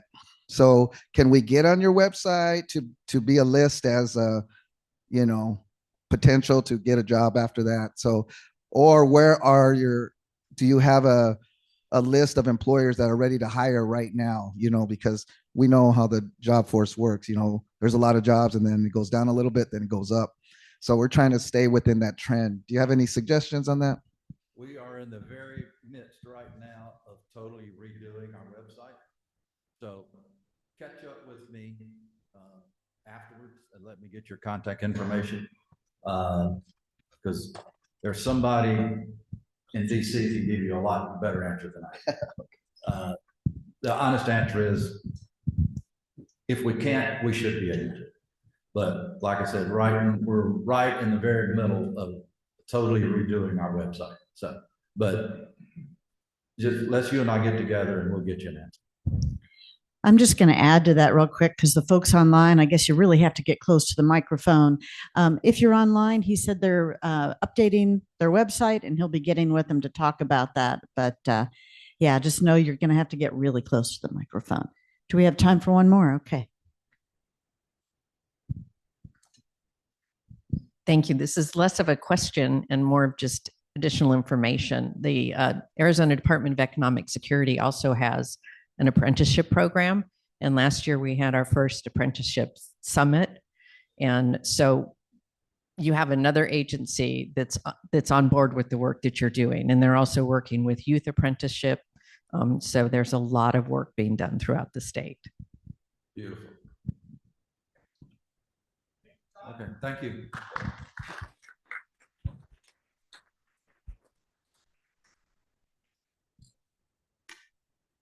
Okay, that was fantastic. Thanks so much for being here, Todd, and sharing so much great information with us in that national perspective.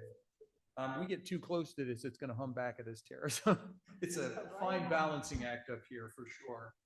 Okay, we're going to transition to our next discussion, and that's focusing on solutions. And notice that Todd took his seat because he's going to be a part of this next panel. So no additional introductions necessary. But our moderator for the next panel, talking about solutions, which has already been a part of what we've been talking about in our first panel, is Valerie Jones. She is Vice Chancellor, Workforce and Economic Development at Maricopa Community Colleges. And if you guys could come up as you go, as I introduce you, that would be fabulous. Let me see here. Next is going to be David Barajas, CEO, Arizona Community College Coordinating Council. And then we also have Stephen Welsh, Executive Director, Association for Career and Technical Education for Arizona. And then did Kolu? Excellent. So Kolu Wilson, Chief Workforce Officer, Arizona Commerce Authority. Welcome everybody, and thank you, Valerie.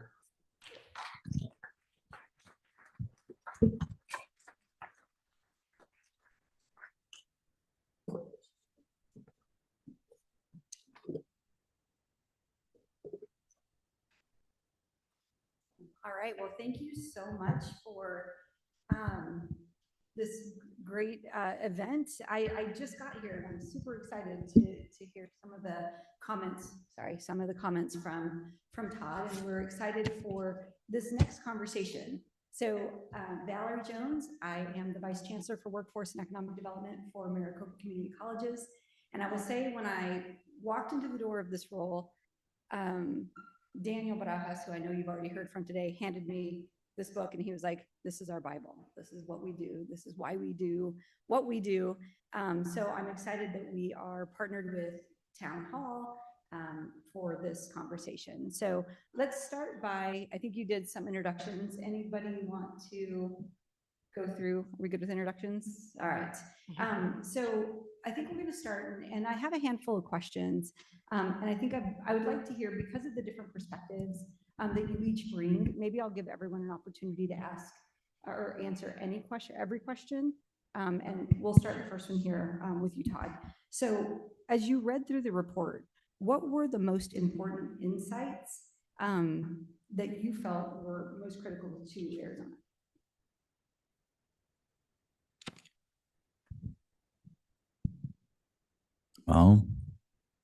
Cool.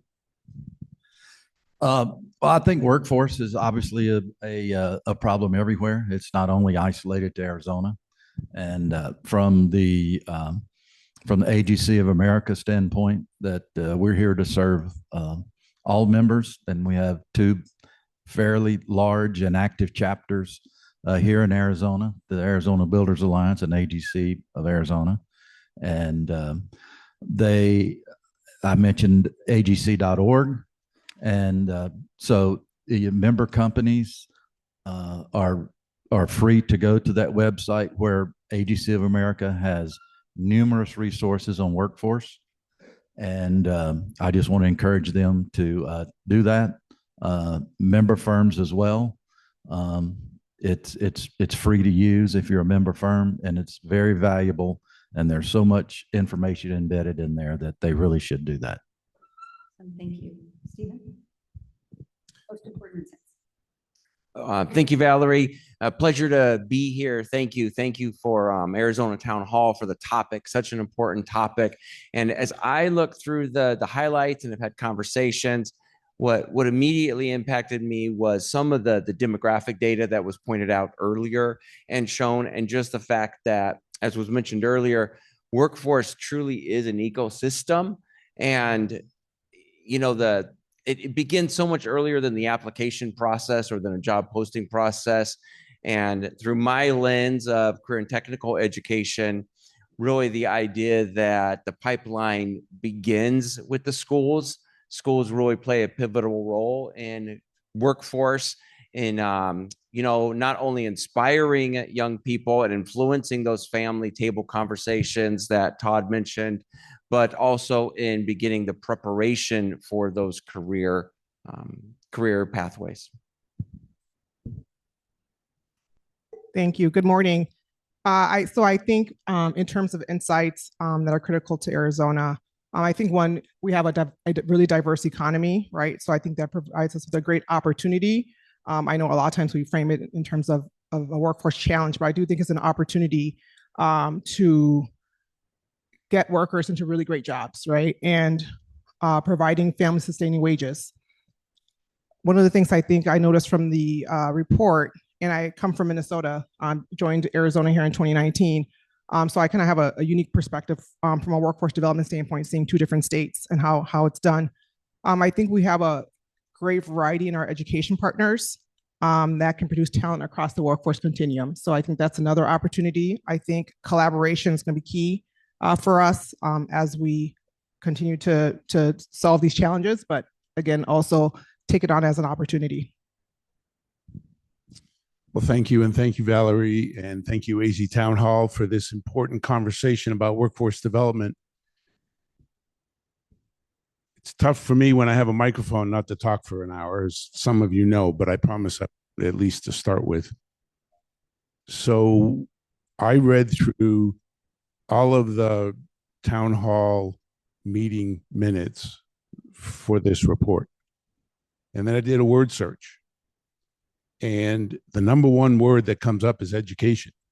Now, for me, that was awesome to see because that's what I do. But it's really more than that. It's really about some things that have already been mentioned: childcare, barriers, childcare, transportation, collaboration, issues that we shouldn't even be talking about anymore in Arizona. You know, we have a lot of, and we're going to talk solutions, I promise, but we have a lot of barriers that are systemic that we need to break down. And you all have identified all of those already. The real question is, how do we break those down?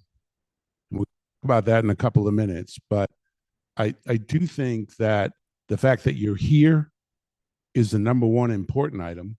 Whether you're here in front of us or you're here online, listen conversation, taking away some solutions that I know this esteemed panel, at least 3 esteemed members, are going to talk about.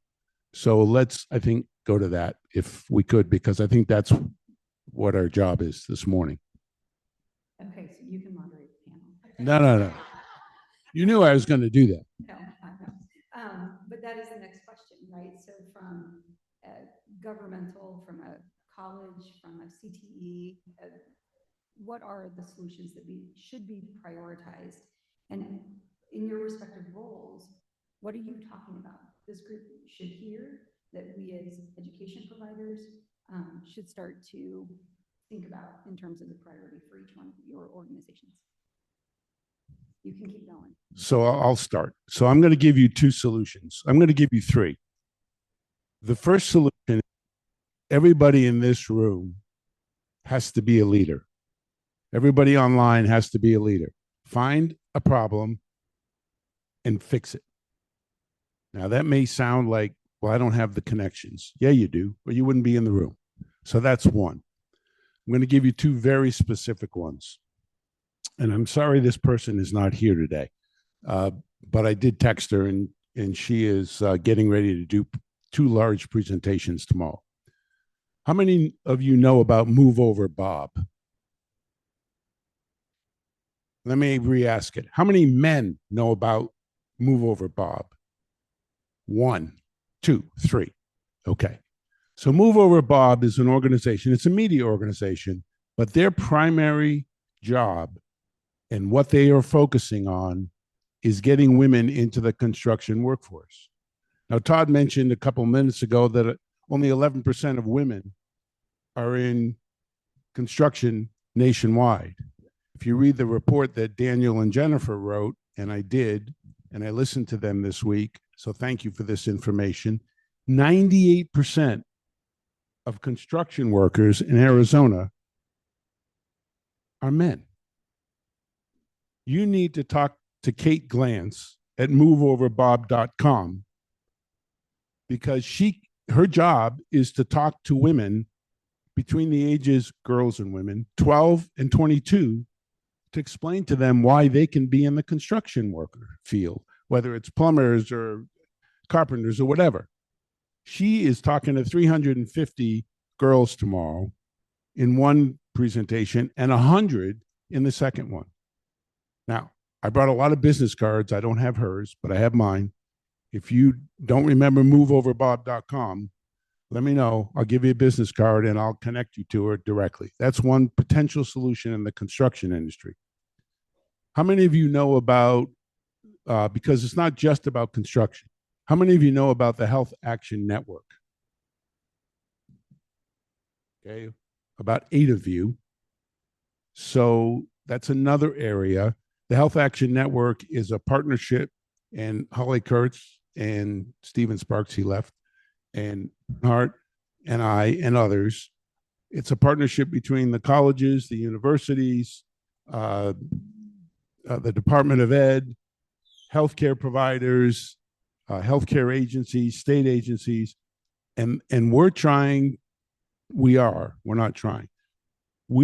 putting together action plans to help fill the thousands of jobs that are available in the healthcare industry, because we're way behind. If you don't know about that organization, please see me. We are looking for more members. We are looking for more help, and we want to reach out to every single county in this state, as we are doing. We're doing it regionally instead of by county. But those are 2 solutions that you can get involved with today. I happen to be on the leadership board with Holly, wave Holly, even though you're on the last panel.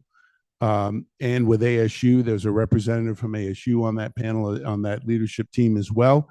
And by the way, and this is a plug, and I know it, you can yell at me later, Valerie.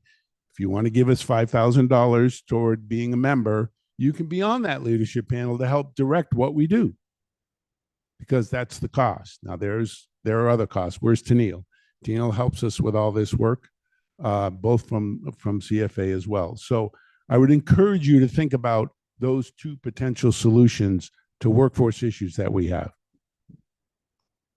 Thank you, David. So I would frame the solutions from my perspective in 3 areas.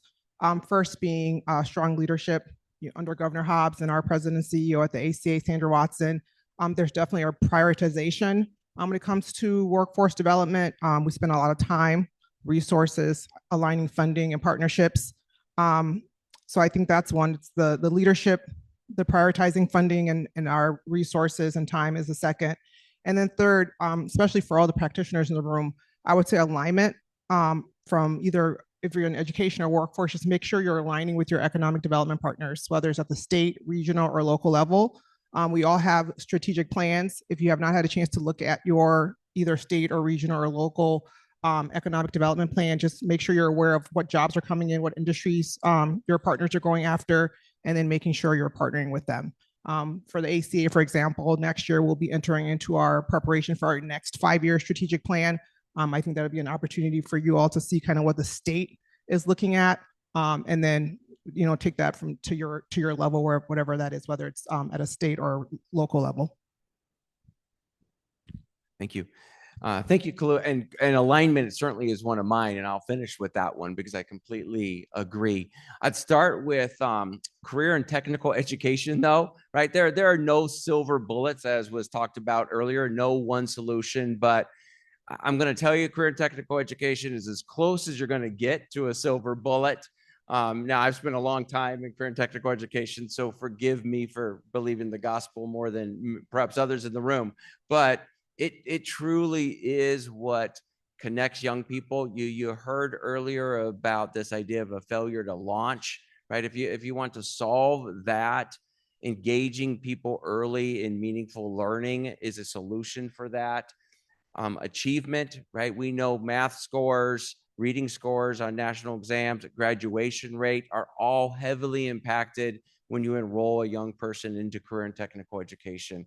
Career and technical education, that is your neighborhood choice, right? Whether you have young people at the local public school, the local charter school, the community college, career and technical education is strong in your neighborhood and strong in all those places. I'd encourage you to get to know the offerings at your own campus. And I'd be happy to connect you with people that can certainly tell you what's happening there. But as far as solutions, there's some real powerful solutions happening through partnerships and career and technical education. All throughout the community meetings, they talked about earlier work, right? It wasn't enough to engage high school students in career preparation training, but it has to be earlier. The Center for the Future of Arizona is doing amazing work with career literacy and really promoting career-connected learning earlier on in earlier grades. I'd invite you to see some of the work that they're doing as solutions. They're doing some great stuff in Tucson area right now with some case studies.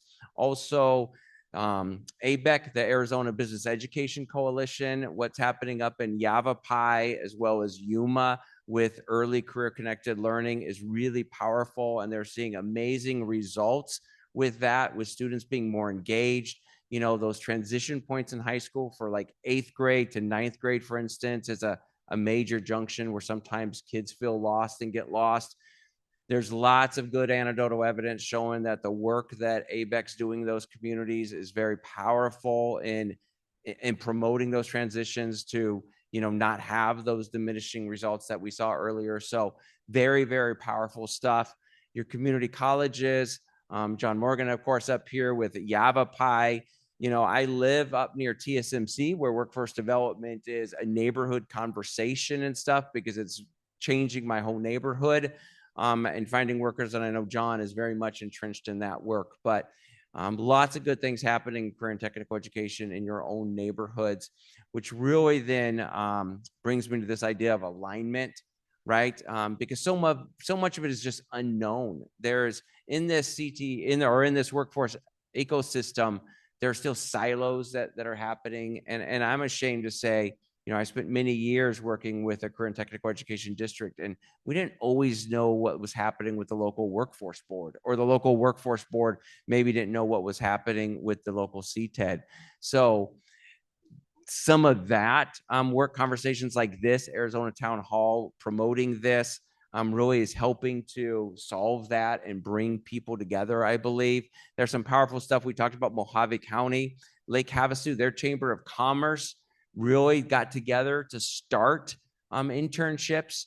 So they are now serving. Jennifer Kaufman and I saw this in action just a couple of weeks ago, but over 50 students a year being served in paid internships through a partnership with the Chamber of Commerce and their local high school. So again, really powerful things happening, just getting to know your local neighborhoods and the schools. And just another avenue to really dovetail off of something that Tara touched on earlier. The Texas Department of Transportation started a program called Connect You to Jobs.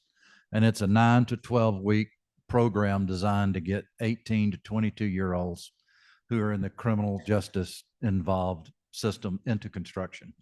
Not to say it doesn't come without challenges. There's no reason to sugarcoat it with working with people with troubled backgrounds. But one of the largest Texas highway contractors has really taken to this program, and it's working very well for them.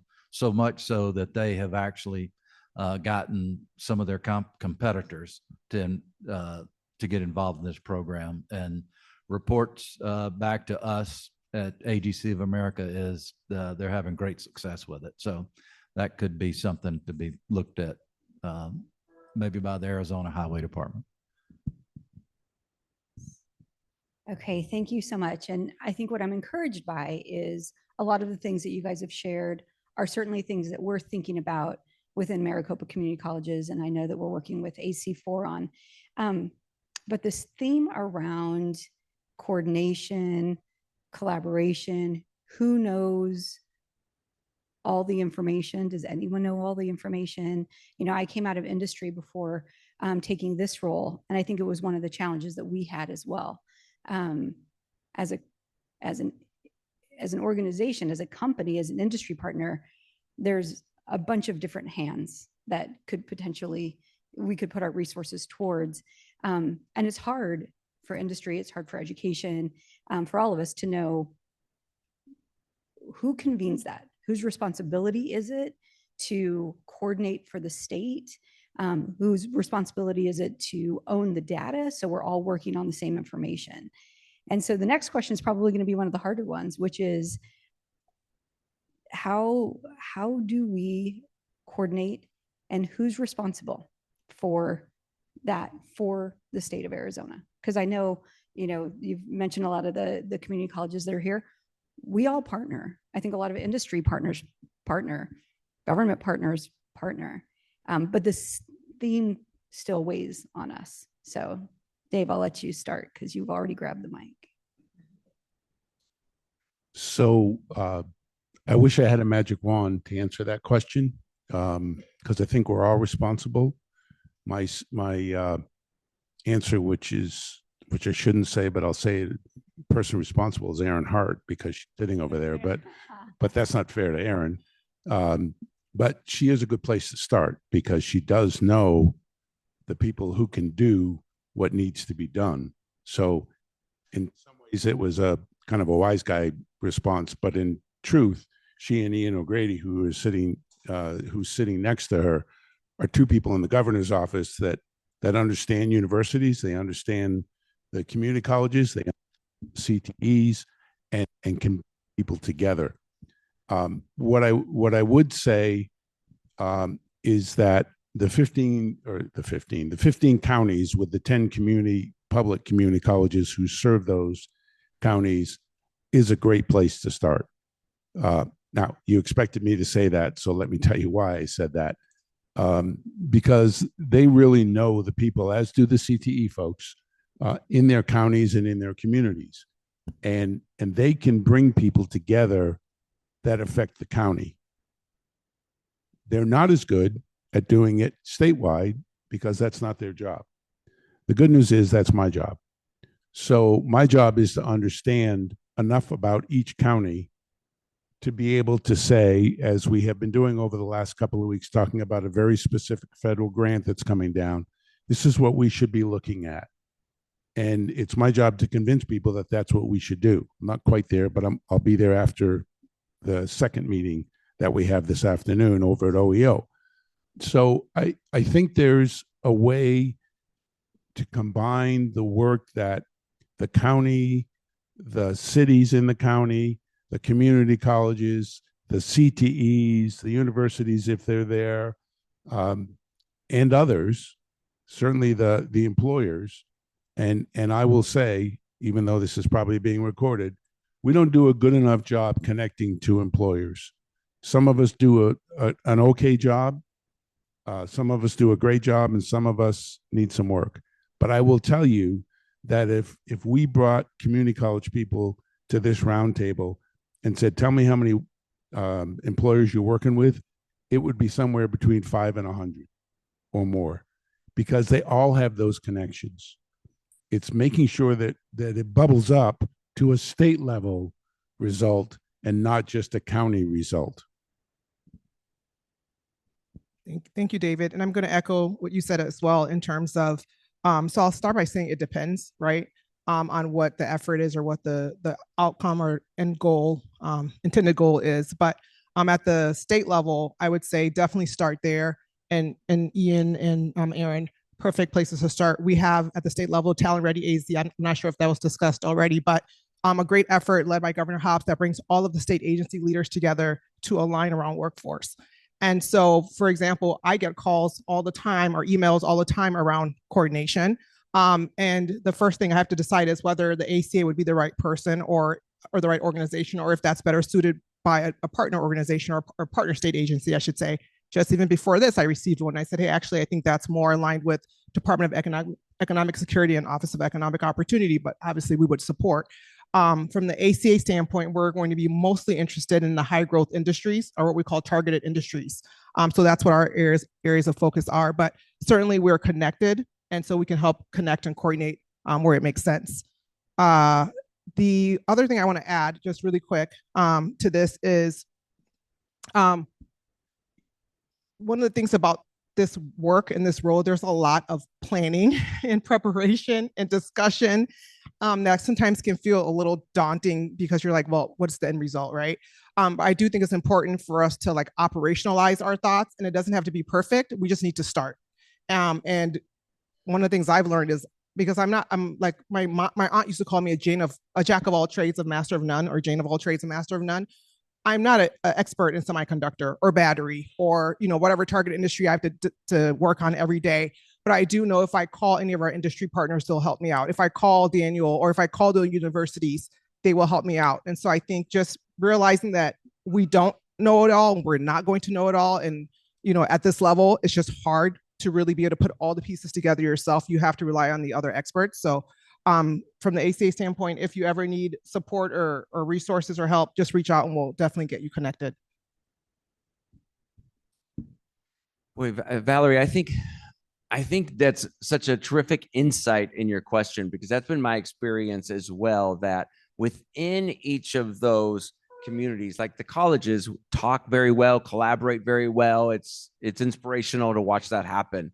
The CTEDs do that, as well, in the CT community. And so within these silos, they work really well together. And I don't think that's always been the case. So I think that's been a real growth over the years, very much so. I think the work is those junctions in between those groups. And I'd say, I wonder if I'm a native of the Valley. I'm a product of career and technical education, both at the high school and a graduate of Glendale Community College. So go Maricopa Community College in career and technical education.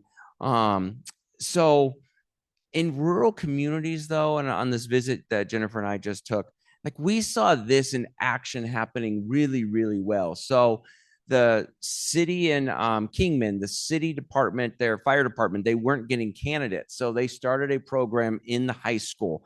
So the fire department, with the city support, started the program. The city pays for the instructor, right? Because when we talk about shortages. It's not only in workforce, it's certainly in schools. And you've heard about teacher shortages, but trying for schools to try to pay competitive wages with industry really leads to a deepening of teacher shortages in career and technical education. So the city saw all that. They're paying for the fire science teacher. And as a result, they've more than doubled now their applications that they're getting for positions. I mean, it was a powerful solution and a powerful example that in a rural community where it's all based on relationships, we saw several examples like that of that happening. Once we get into big urban areas, that becomes a little more difficult, I think. But selfishly, I'd love to see the community college and the CTEDs within those communities really be conveners and bring people together, because I do believe they have their pulse on the demands. And your point about industry, you know, while I was at Wastchak, we had students each year that were interning in over 200 business sites. So that's 200 employers a year that we're engaging with. And then those are probably the same employers that are talking to the community college, the same employers that might be talking somewhere else. So I heard exhaustion from industry frequently about, we don't have the bandwidth to talk to 7 different schools. We've got to streamline this. So I'd love to be able to see the community colleges and CTEDs work closer together to streamline that for industry. And just to kind of follow up on what Stephen was just saying, and also back to what David said earlier, he said, find a problem, get involved and fix it. I've been traveling around the country all this year, and part of my speech is to all the chapters, to the younger folks in the room, is to get involved. That's typically how I finish my speeches, is to get involved. And I don't know about the educators in the room, but if you offer a degree in construction management, or even associate degree in those areas, or in engineering degree of some sort, your institution is eligible to have a student AGC chapter. Is actually where I started my AGC career, I guess you would say, as a student, as an officer in my student chapter, and that was in 1980 at Northeast Louisiana University. Awesome. Thank you. Yeah. Again, when I think about, you know, my time at Maricopa, Daniel and I talk a lot about the 3-legged stool that is workforce, right? It's government, it's industry, it's education.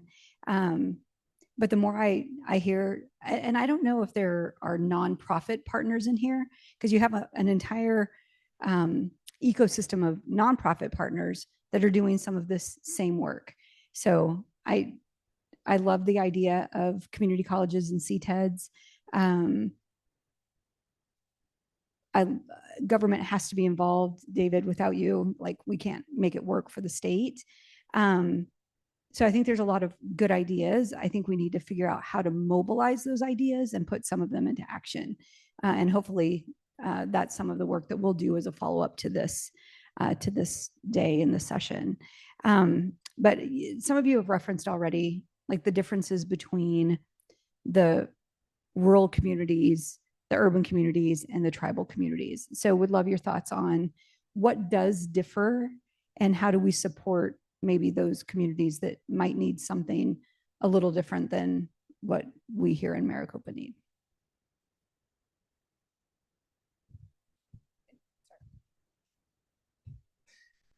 In terms of what differs between rural and urban, I mean, honestly, I think regardless of rural and urban, each community just differs in general. Like, what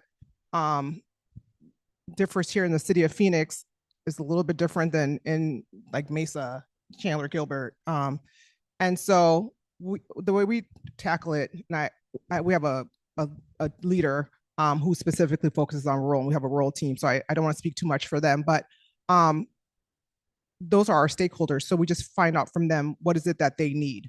So, like, I'll give an example of building our workforce accelerators that we've been building. We wanted to make sure that we have accelerators in the Phoenix Metro, but we also wanted to make sure that we had accelerators in the rural areas as well. But the same questions that we asked for example, Maricopa Community Colleges, we asked Arizona Western, and we asked Mojave. So there's no assumptions made, right? We have the colleges and the industry partners and the stakeholders in whatever community tell us what it is that they need. And kind of back to the idea of just starting somewhere. And this is for anyone who needs resources. We don't have all the answers at the ACA, but where we don't have the answers, we seek resources. We have consultants, for example. We have one that helps us navigate the complex nature of the semiconductor industry because we're not experts there. So if you are working in the semiconductor industry and you run into a question, you don't know where to go, come to us because you can leverage the resources that we have in building our training centers. We're not experts at building training centers, right?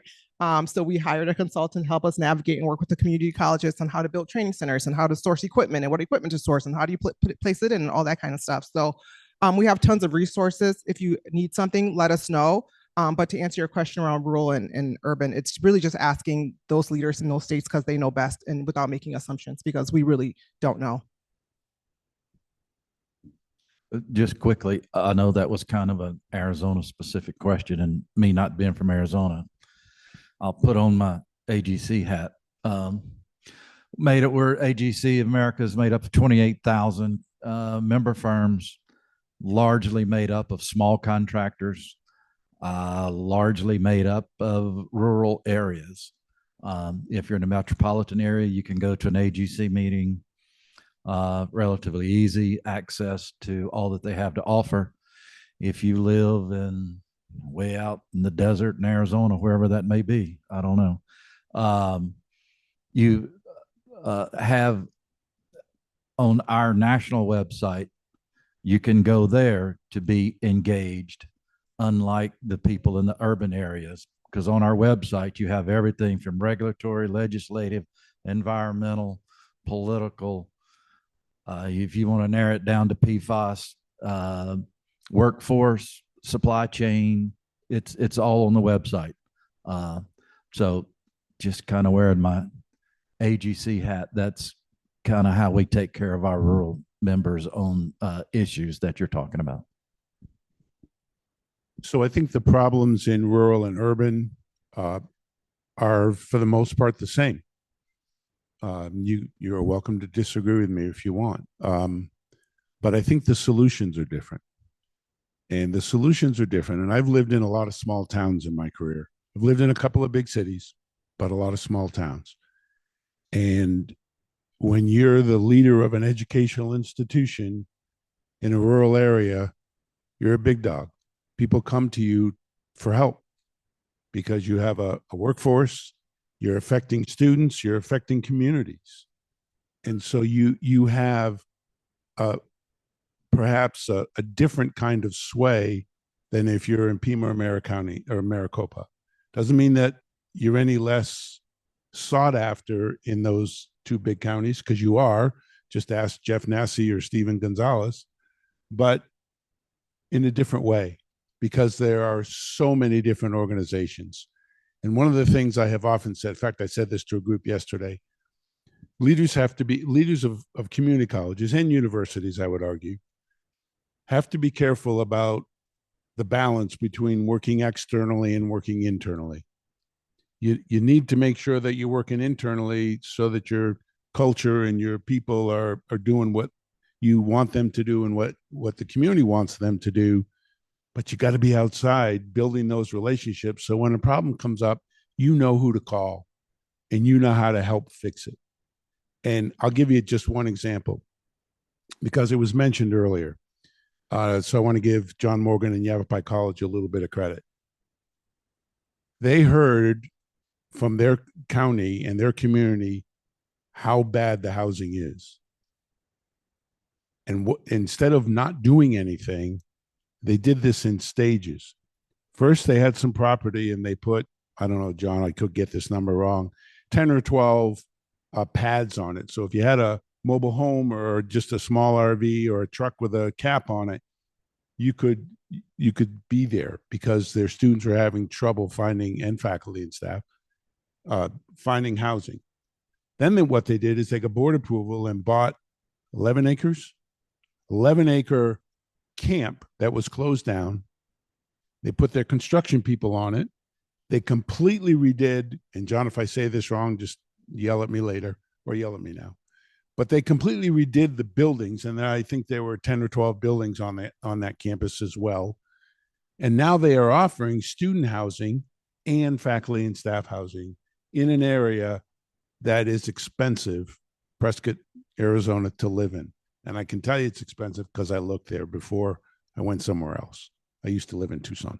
So I just want to tell you that that is the solution that Yavapai came up with, and others are looking at it. Coconino's looking at it because they have the same issue, Coconino Community College, and they're looking at what to do in Page because they can't find housing in Page because there's not enough housing in Page. So they're trying to build housing, and they're working with a contractor to figure that out. So there are solutions in Maricopa County and in Pima County. They are constantly working with leaders of all of the communities to better not only the education for students, but to help solve problems that arguably are outside education, but affect education in a way that will be positive for the communities they serve. And David, I had the chance to stand in one of those homes, and it is very cool. It's a very cool solution. And I think, like Kalu was saying, it's so important that policymakers and or decision makers go to those communities and visit the rural communities, because like David said, the problems really aren't different. They're much more exaggerated. You know, a shortage issue or a transportation issue in a rural community, like you were talking about between Bullhead City, Lake Havasu, that is much more difficult to solve than, you know, Mesa and Chandler, for instance, of course. But so I think going and talking to them and seeing firsthand and letting their voice be represented is just so incredibly important. Okay, well, I think we are just about out of time. So I want to take an opportunity to thank the panel, David, Kalu, Stephen, and Todd. It was enlightening to hear your perspectives. Hopefully you all have some takeaways and things that you can think about, partnerships you can forge, ways you can work with your industry partners or your education partners. And I just want to thank my team for their support in putting this event on, but also specifically to Jennifer and Daniel for your amazing report and authoring such a well-rounded representation of workforce for our state. So I hope you all have a great afternoon. Thank you.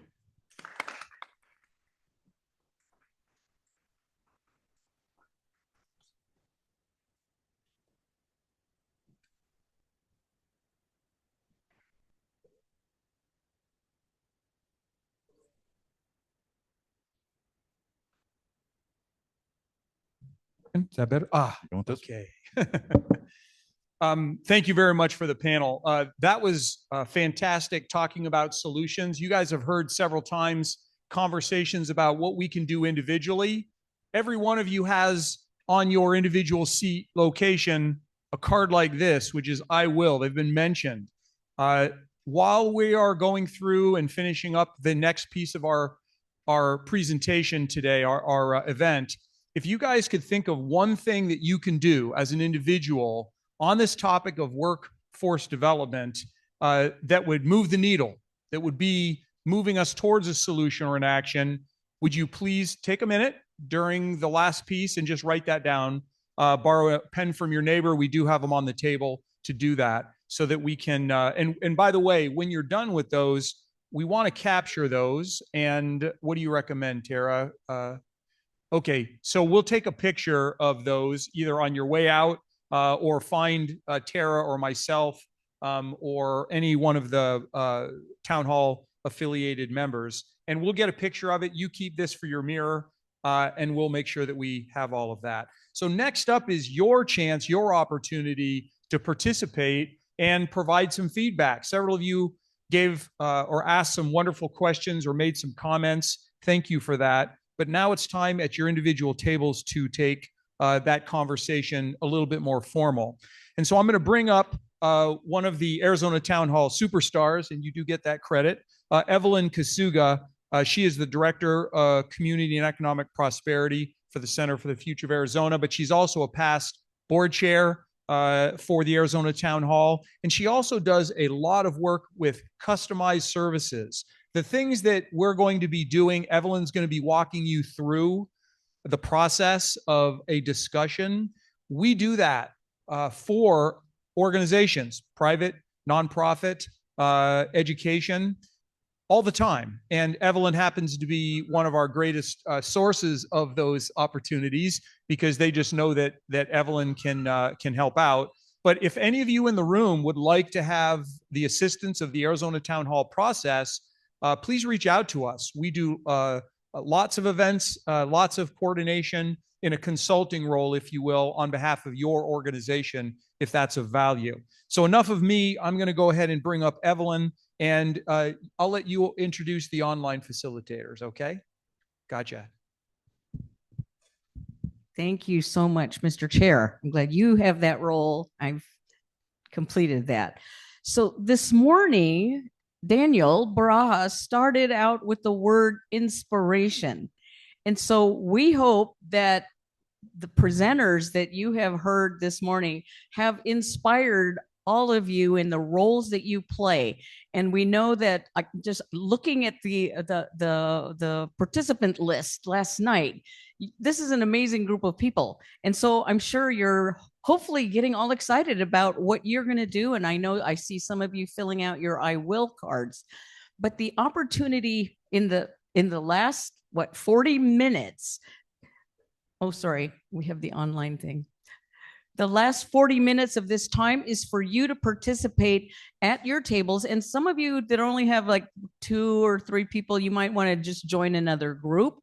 For each of you to have a conversation, and we have 2 official questions that we're going to be asking you to talk about. And at your table, if you don't already have an Arizona Town Hall kind of facilitator, and you might want to volunteer somebody to be your recorder, because hopefully I'm going to stop you at maybe in about 20 minutes to share what you've come up with, because you've been passive listeners for the most part, but this is a point in time where you can be an active participant as well. So online people, you have your facilitators, Linda Elliott Nelson, who's down at the Yuma area, and Kathy Hockey, who's another one of our retired volunteers from industry. So they're going to be working with the online people to do the same thing.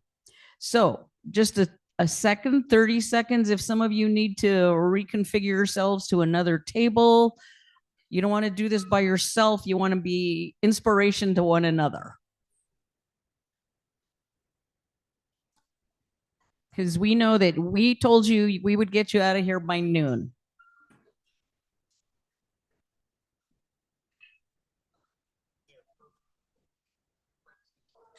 Yeah, meet some new collaborators. We used that word this morning. All right, now the next task is who's going to be your table facilitator to make sure that you each have an opportunity to speak, and then somebody to capture that so that we can hear from a few of you before we take off today. All right. So this is kind of the ground rules for a participant. This is in town hall spirit. This is our ground rules for participating. Nobody has a title. All participants are equal. Your body language also counts. Strive for consensus. Don't have to have agreement 100%. And of course, being lively and respectful. And I can hear that you're already going there anyway. And then I will keep time for all of you, walk around and see how you're all doing. So first question. Actually, I'm going to ask both of them at the same time because it's going to follow. So where are the greatest opportunities for addressing workforce development? And you've heard from business, educational organization, government, nonprofit. So, and then who should take needed actions? All right, dive in. I'll check in with you in about 10 minutes or so.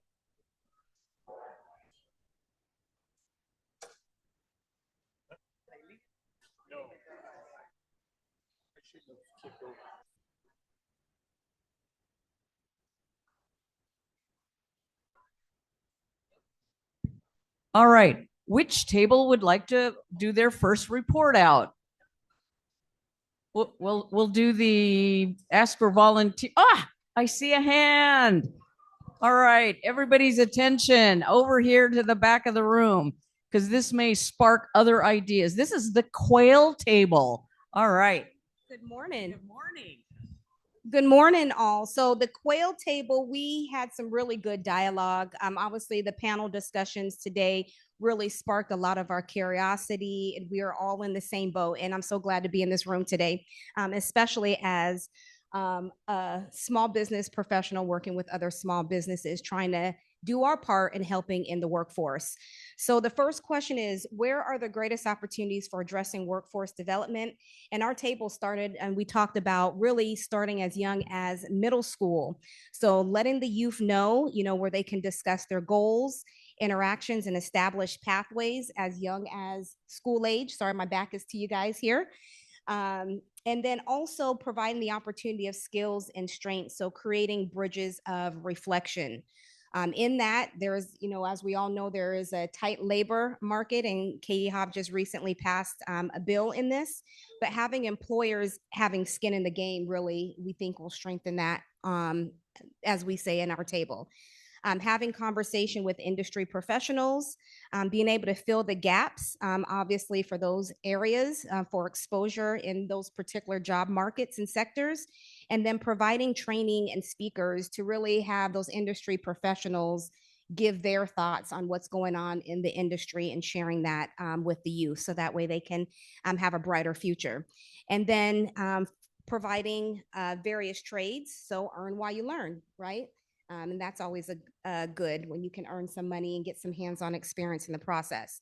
So the second one is, who should take needed action? So collaboration is critical, really bringing up how we can work with the governor's office to be that central hub for needed actions.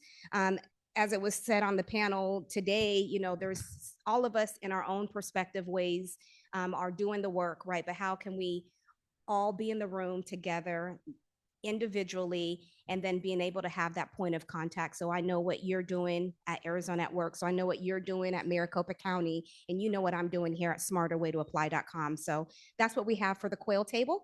And who else can I pass it over to who's ready to take it on? Thank you, Quail. And we're going to keep your notes too. Who wants to go next? There was a lot of talk. Oh, Caitlin. Thanks, Evelyn. Caitlin here saying we're the coyote table, greatest opportunities, a lot of what it says, but the need to adjust to the changing landscape, easier pathways to enter the workforce, starting career exploration earlier. There's a gap between degree earners who lack experience that is then required by employers. Soft skill development as a requirement, increases in funding, employers covering the cost of courses for high school students that are related to their industry, increase hands-on experience through CTE, internships, apprenticeships, and increased investment of CT expansion and specific programs focused on career pathway exploration. Who should take needed actions? We knew all of you are going to take it, so we're just gonna, no, just kidding. A collaborative approach, it's all of us taking a piece, corporations, higher education, government, municipalities, regular coordination between the players with continued follow through, and then clear action as to what the next steps are. Thank you. Thank you, Coyote Table. All right, anybody else? Oh, Holly. Thank you. So our table spent most of the time on the first question. We barely answered the second. And we were very focused on youth. We were very, I think, inspired by a lot of the conversations on the panel around youth. So we talked about, again, the importance of education, career exploration from K-12, taking it on much, much earlier to start to help youth think about their futures, creating that pipeline through programs like CTE and dual enrollment, making sure that people have, students have exposure to post-secondary opportunities. And that would include things like in the trades and so on, not just universities. The need to have funding for education. We had some education people here. to continue to support programs like they were talking about. There's a world-class robotics program out at Peoria, and they struggle all the time for funding on it. So how do we make sure those kind of programs that spark interest in careers are still in schools? We talked about 2-gen solutions. So how do we engage parents in some of that career exploration? And by the way, sometimes those parents need career exploration as well, as we now need to start looking at reskilling and the impact of AI. And then just understanding what training programs employers need. I know we've talked a lot about the role of employers, but making sure that we're aligned in that area. And in terms of the who, I would echo what everybody's already said here, but in particular, we talked about education leaders and parents. Thank you, Javelinas. All right. Anybody on that side of the room? There's more of you. Oh, Matt. Oh, I'll talk. Why not? Much of what was discussed, this is Matt Meaker. This is the Bobcat table. We only focused on the first question. I completely flubbed the instructions. And so we did focus on the second. Yeah, well done. The lawyer in the room didn't figure it out. So we talked about many of the same things. Some of the things I think I'd add to it is the real importance around aligning and building connections amongst multiple stakeholders and really trying to strive towards a cohesive and consistent message. Lots of different messages out there. I feel like, for example, I'd look at my 17-year-old daughter and go, hey, get your college degree. Don't worry, it doesn't have to translate to your job.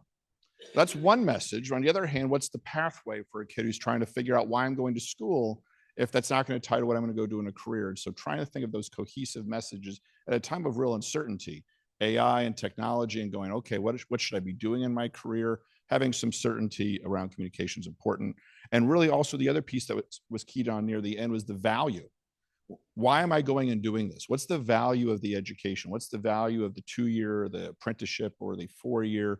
Is something I think is really important. I think there's an assumption many of us make that, of course, they want to do it. We just need to give them the information. They'll know it's going to be valuable. And I'm not quite sure that's the case. And so making sure we make that case for the value, it's important as well. Team Bobcat. Yay, Bobcats. All right. Since we have time, we may be able to ask each of the tables. So who wants to go next? I'll let Daran run over there. Hi, I wanted to jump on before every table gets asked, and then there's nothing else to say. Everybody before me had a lot of really great things to say. I'm just going to offer one additional piece. We went a little bit further down, a little bit lower in the age range for starting career development all the way to elementary school. We talked about the implementation of soft skills in elementary school and how teachers are already teaching these skills. We're just not classifying them as soft skills. We are grading students on things that they're not necessarily going to be using later on in their skills, but they could be integrating those in a more meaningful and precise way. All right. Thank you. Sidewinders. All right. I saw a hand over here. Katie. Thank you. We are the tarantula table. We talked a little bit about federal government advocacy and the importance of that work as that funding has decreased and decreased over time. They coming together to make voices known there. We also talked about accelerators and how important it is for groups to be coming together to collaborate on those because they are expensive programs to fund in a lot of cases, even as important as they are. And we talked a whole lot about kind of public perception and how a lot of the work that we're trying to do to get people into the jobs that are needed right now really requires bucking a lot of societal trends around, you know, what do you want for your kid and expectations around college and kind of perceptions and stereotypes around certain kinds of work, especially in the trades, and how do we get out messaging and what do we do to kind of change the narrative there. We also spent most of our time focusing on the first question, but I think the one important comment that Amanda made to the second question that I think gets at the root of why we're all here today, who should take needed actions? All of us. Thank you, Tarantula. I think we got the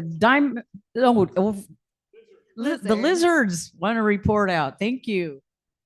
Hi, everyone. So in our group, we also kind of focused on the first question more than we did the other ones.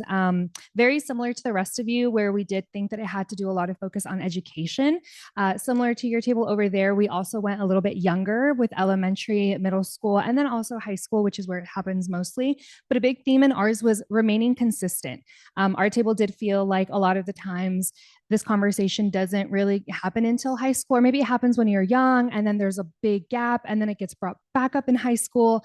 But like we were mentioning, sometimes it also gets pushed off, right? It's like, oh, you don't have to think about that, maybe just go into something that is easy or whatever it is, rather than really sticking on what it is that people like.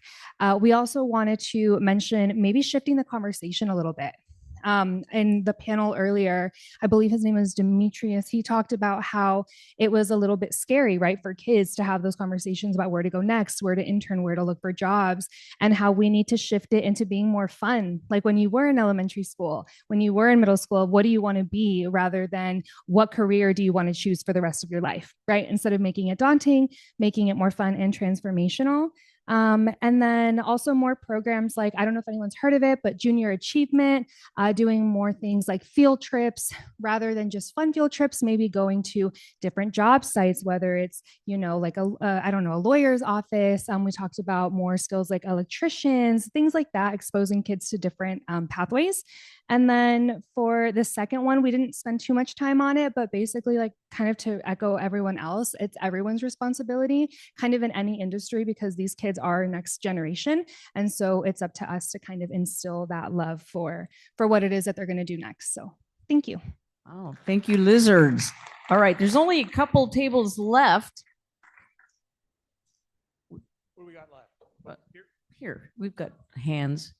Rock squirrels. Yes, we are the rock squirrels. Anyway, we pretty much came up with a lot of what's already been mentioned here. And so the one that or two that I want to just highlight is the skill trades and healthcare opportunities, that there was not enough awareness and bridging the gap between potential employees and employers. The other thing is understanding the generational gap and the aspects of mental health. As we have talked before, this generation is so overwhelmed, and helping them with their whatever mental health issues they may have, and really decreasing stigma as a community. All right, terrific. I think there's 3 tables left. Okay, you've got waving your hands back here. After them. Panthers. Thank you. I'm Maureen Casey. I'm not going to repeat things, but one of the things that we spent a lot of time on ours was that we had a member of the Yavapai Apache tribe. And what he was talking about is the challenge that they have being in a rural community and needing to support their youth to get jobs off the tribal lands. And that those jobs off those tribal lands are generally small entrepreneurial jobs that tend to have families, they're family run. So you have a cultural issue, but you also have, like, I'm going to hire the people I already know. So it's difficult to then bring in folks who might not have those skills. And then there's this lack of understanding from the employer of how does that apprenticeship work? How is that funded? How am I going to be supported? And then how can the tribe work with the apprenticeship program, work with DES or other programs like the AGC to support getting that young person up and stood up in that job so that they can get there, and convincing them, even more importantly, the first step is that you want to get that job off the tribal land. Right. So you have these extra layers that we've all been talking about with this youth that have been through the pandemic and are just, really having a difficult time, but these other deeper problems, and then navigating that. And so for us, we also came up with and we all have to do that, but very quickly we said that he needs to go over and talk to April, and that April's going to connect him. So really quick and easy things, but also recognizing that the tribe has a community development program, and then the county has one. So there are these ladder steps in connecting and collaborating. And Larry wanted to make sure we got that in there. Great. Thank you, Panthers. All right, we've got the Diamondback table. So a lot of low hanging fruit has been gathered. Let me see, I get this right. KAPBCS. Is that right? Sundt Construction. It's one of their mottos. Kick-ass people building cool stuff. Stuff. I've gotten to know Matt. I've gotten to know a little bit about Sundt. They have they're a merit shop. They're not a union company. They have an amazing training program for their employees. My family, one whole side of my family is Local 469 pipe trades. Amazing apprenticeship programs in pipe trades. And right, never the twain shall meet, right?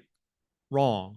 And my friend Matt said it most eloquently, I thought, in our meeting, that he's an executive for a merit construction company, so he's not supposed to talk to the union reps that were in the meeting with us. And he says, that's bullshit. It's got to stop here. And I praise him for that. It's that mentality that's going to get us over the hump, because it does take all of us. And if we don't all figure out how to work together, then we're not going to solve the problem. So kudos. Get rid of the stigma, change the mindset. That's all. Excellent. All right. Did we get every table? Oh, one more. April, your table. Okay. All right. Hawk, one of our original authors of the book. Thank you. Our table was interesting. We have 3 people at our table who specifically are working for an organization to support immigrants, refugees, and those seeking asylum. And this is maybe a nod to the hidden worker portion of what we've been talking about. One of their biggest barriers is on the employer side, and that's the language barrier. So they're, artificially blocking off a large part of what could be their workforce pipeline simply because they're not skills focused. And that's one of the things that they struggle with on a daily basis. We also talked about, again, I won't repeat the things that have already been discussed, but one of the things that hasn't really come up today is an emphasis on kind of those in the middle, right? We've talked about the silver tsunami. We've talked at great length about youth, but those of us that are in the current workforce, making sure that we are able to understand the issues in technology so that we can remain engaged employees, because once we are laid off, and if we are not upskilling, we won't be able to get another job. So kind of the focus on the middle is equally important. And on the second question, who should take the needed action? We've all said it, but it's everybody. It's a team effort. But we can be really strategic about this too. There's a role for us as individuals. There is a role at the state level, and there is a role for the regions in between. So everybody can participate and everybody has a role. That is all. Thanks. Thank you, Hawk Table, for wrapping it up for us. So thank you so much. You all had elements in all of your tables that were all different, and that richness is what's going to keep propelling us forward. So thank you for being willing participants at this last part of the Capstone program today. We hope that you have enjoyed it. We've had a lot of information for you to take home. So don't forget to fill your I will cards. And I think we're all taking pictures of them. Put them in the middle of the table if you want to take yours home, and then we'll swing around and take photographs of that. And with that, thank you so much. And I'm going to turn it over to Daran to close us off. Thank you, Evelyn.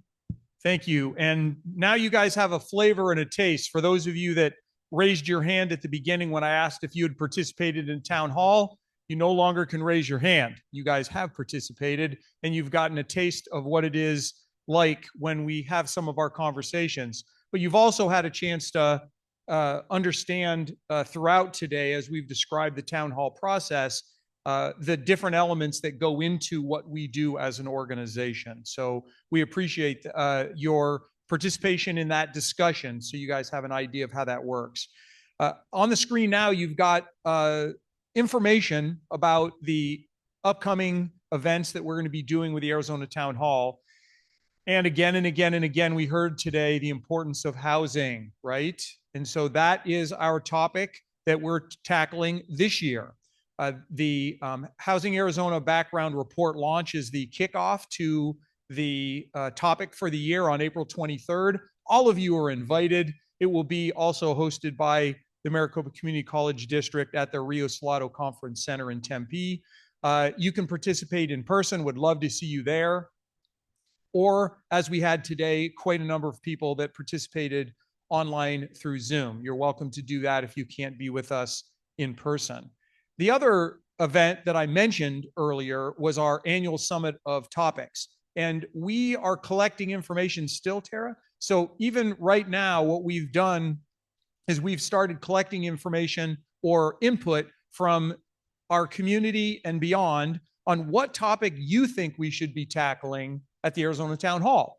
And at this point in time, there's no chiseled stone topics already on the table. It's whatever you suggest. From that input that we get from all of you, we will then boil that down to the top 3 that were mentioned. Usually it's 3. Then we will invite a professional, a speaker, an expert on that particular topic. And their job is to convince you that that is the topic we should choose for a future town hall event and process. So join us, because what we'll do is we'll have a speakers. And then when the speakers are done over the lunch presenting their case, then we will convene into a kind of a town hall discussion like you've seen, a little bit like that, where you will then have a chance to discuss those topics, bring up any others that you think should be tackled. We're not haven't closed the door yet.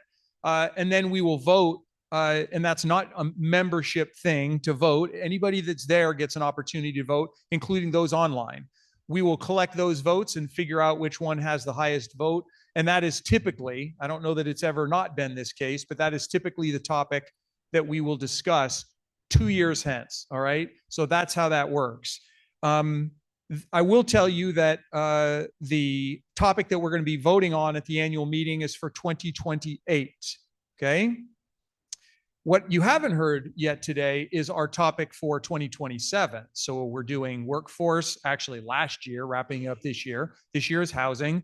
We're going to be figuring out what we're doing in 2028. But next year, we're going to be doing civic education and engagement. Civic education and engagement. So how do we get people involved in community, in process, not just voting?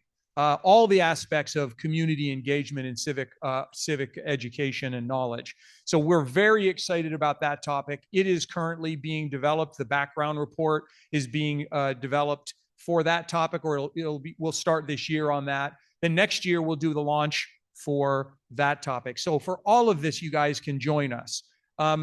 The other programs and services, thank you, Tara, for spurring me along here. Community and Future Leaders Town Hall are opportunities, we've said many times today, to engage youth and have them involved. It's not just adults having these conversations for Arizona Town Hall. We absolutely look forward to and encourage and make every effort to get the voices of the youth involved in each of the topics that we cover each year. We also have an international relations organization committee, if you will, that is regularly doing events.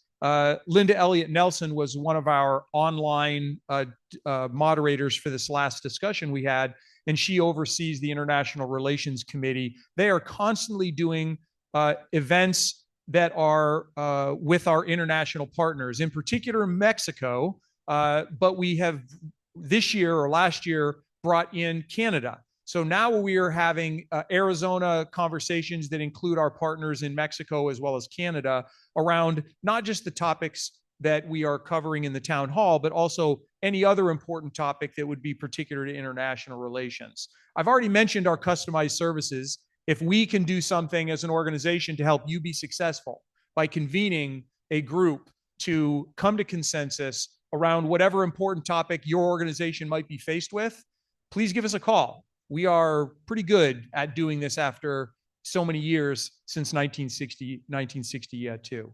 And let me see here, leadership and community engagement training. Yes, the last thing is that if you are interested in learning more about the town hall process and how you can implement it in your organization, we regularly do training on the town hall process. So if you're on our mailing list, that's probably the best way for you to get notified of when we have training opportunities. We are not trying to keep our secret sauce bottled up with just Arizona Town Hall. We would absolutely love for you to steal our ideas and put those into work in your organization, because we believe so strongly in the positive impact that we get from that. And lastly, to wrap up here, if you want to reach out to us or stay communicated, I did mention that you can reach out to us or get on our mailing list. Here is all of our resources for staying in contact with us. Now, what I'd like to do in closing here is thank once again our sponsors. Okay, the sponsors that made it possible not only for us to do the topic throughout the year, but also the sponsors that helped for today, particularly the Community College District. Thank you so much for your sponsorship and your support. We are always looking for sponsors for our future topics. So even now, as we are diving into housing, if somebody would like to engage as a sponsor and support us on the housing topic, please, we will be more than happy to talk to you about how you can help us in that supportive role. I want to thank our speakers today, everybody that took and gave us time to be here today, coming from even afar. Todd, thank you for being here today and sharing your perspectives, your expertise, and your knowledge. And then also thank you to all of you, our participants that showed up in person today. It's a little harder to get in your car and drive here. Hopefully our beverage and our drink made it worth it to you guys this morning. And then also those of you that engaged online. Thank you so much for being here, even if you couldn't in person, making a point to be here online. The last thing that I want to do is thank our staff. Tara Jackson, president of our organization, is the glue that holds all of us together and makes these events so successful. So thank you, Tara, but also to Alex Cedillo. Alex is always running around, making sure that yes, thank you, both for Tara and Alex. So Alex is also always behind the scenes, but making things happen for us. Jacob, are you still here? Jacob, thank you, our intern. He's also a member of our vast staff that includes 3 people, all right, that makes all this happen. But Tara will always make sure that we recognize all the volunteers, because this organization runs by volunteers. Tara and the others, they're the ones that just herd the cats, if you will.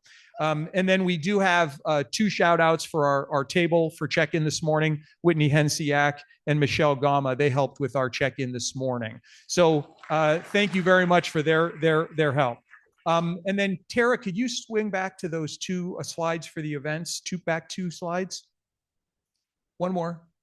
So please join us for one of these events. Stay engaged with Arizona Town Hall. Be a part of our organization in any way that you can, including lending your expertise, your thought, your passion, and all the things that are valuable to any organization. So thank you very much for everybody for being here. We look forward to seeing you in a future Town Hall event.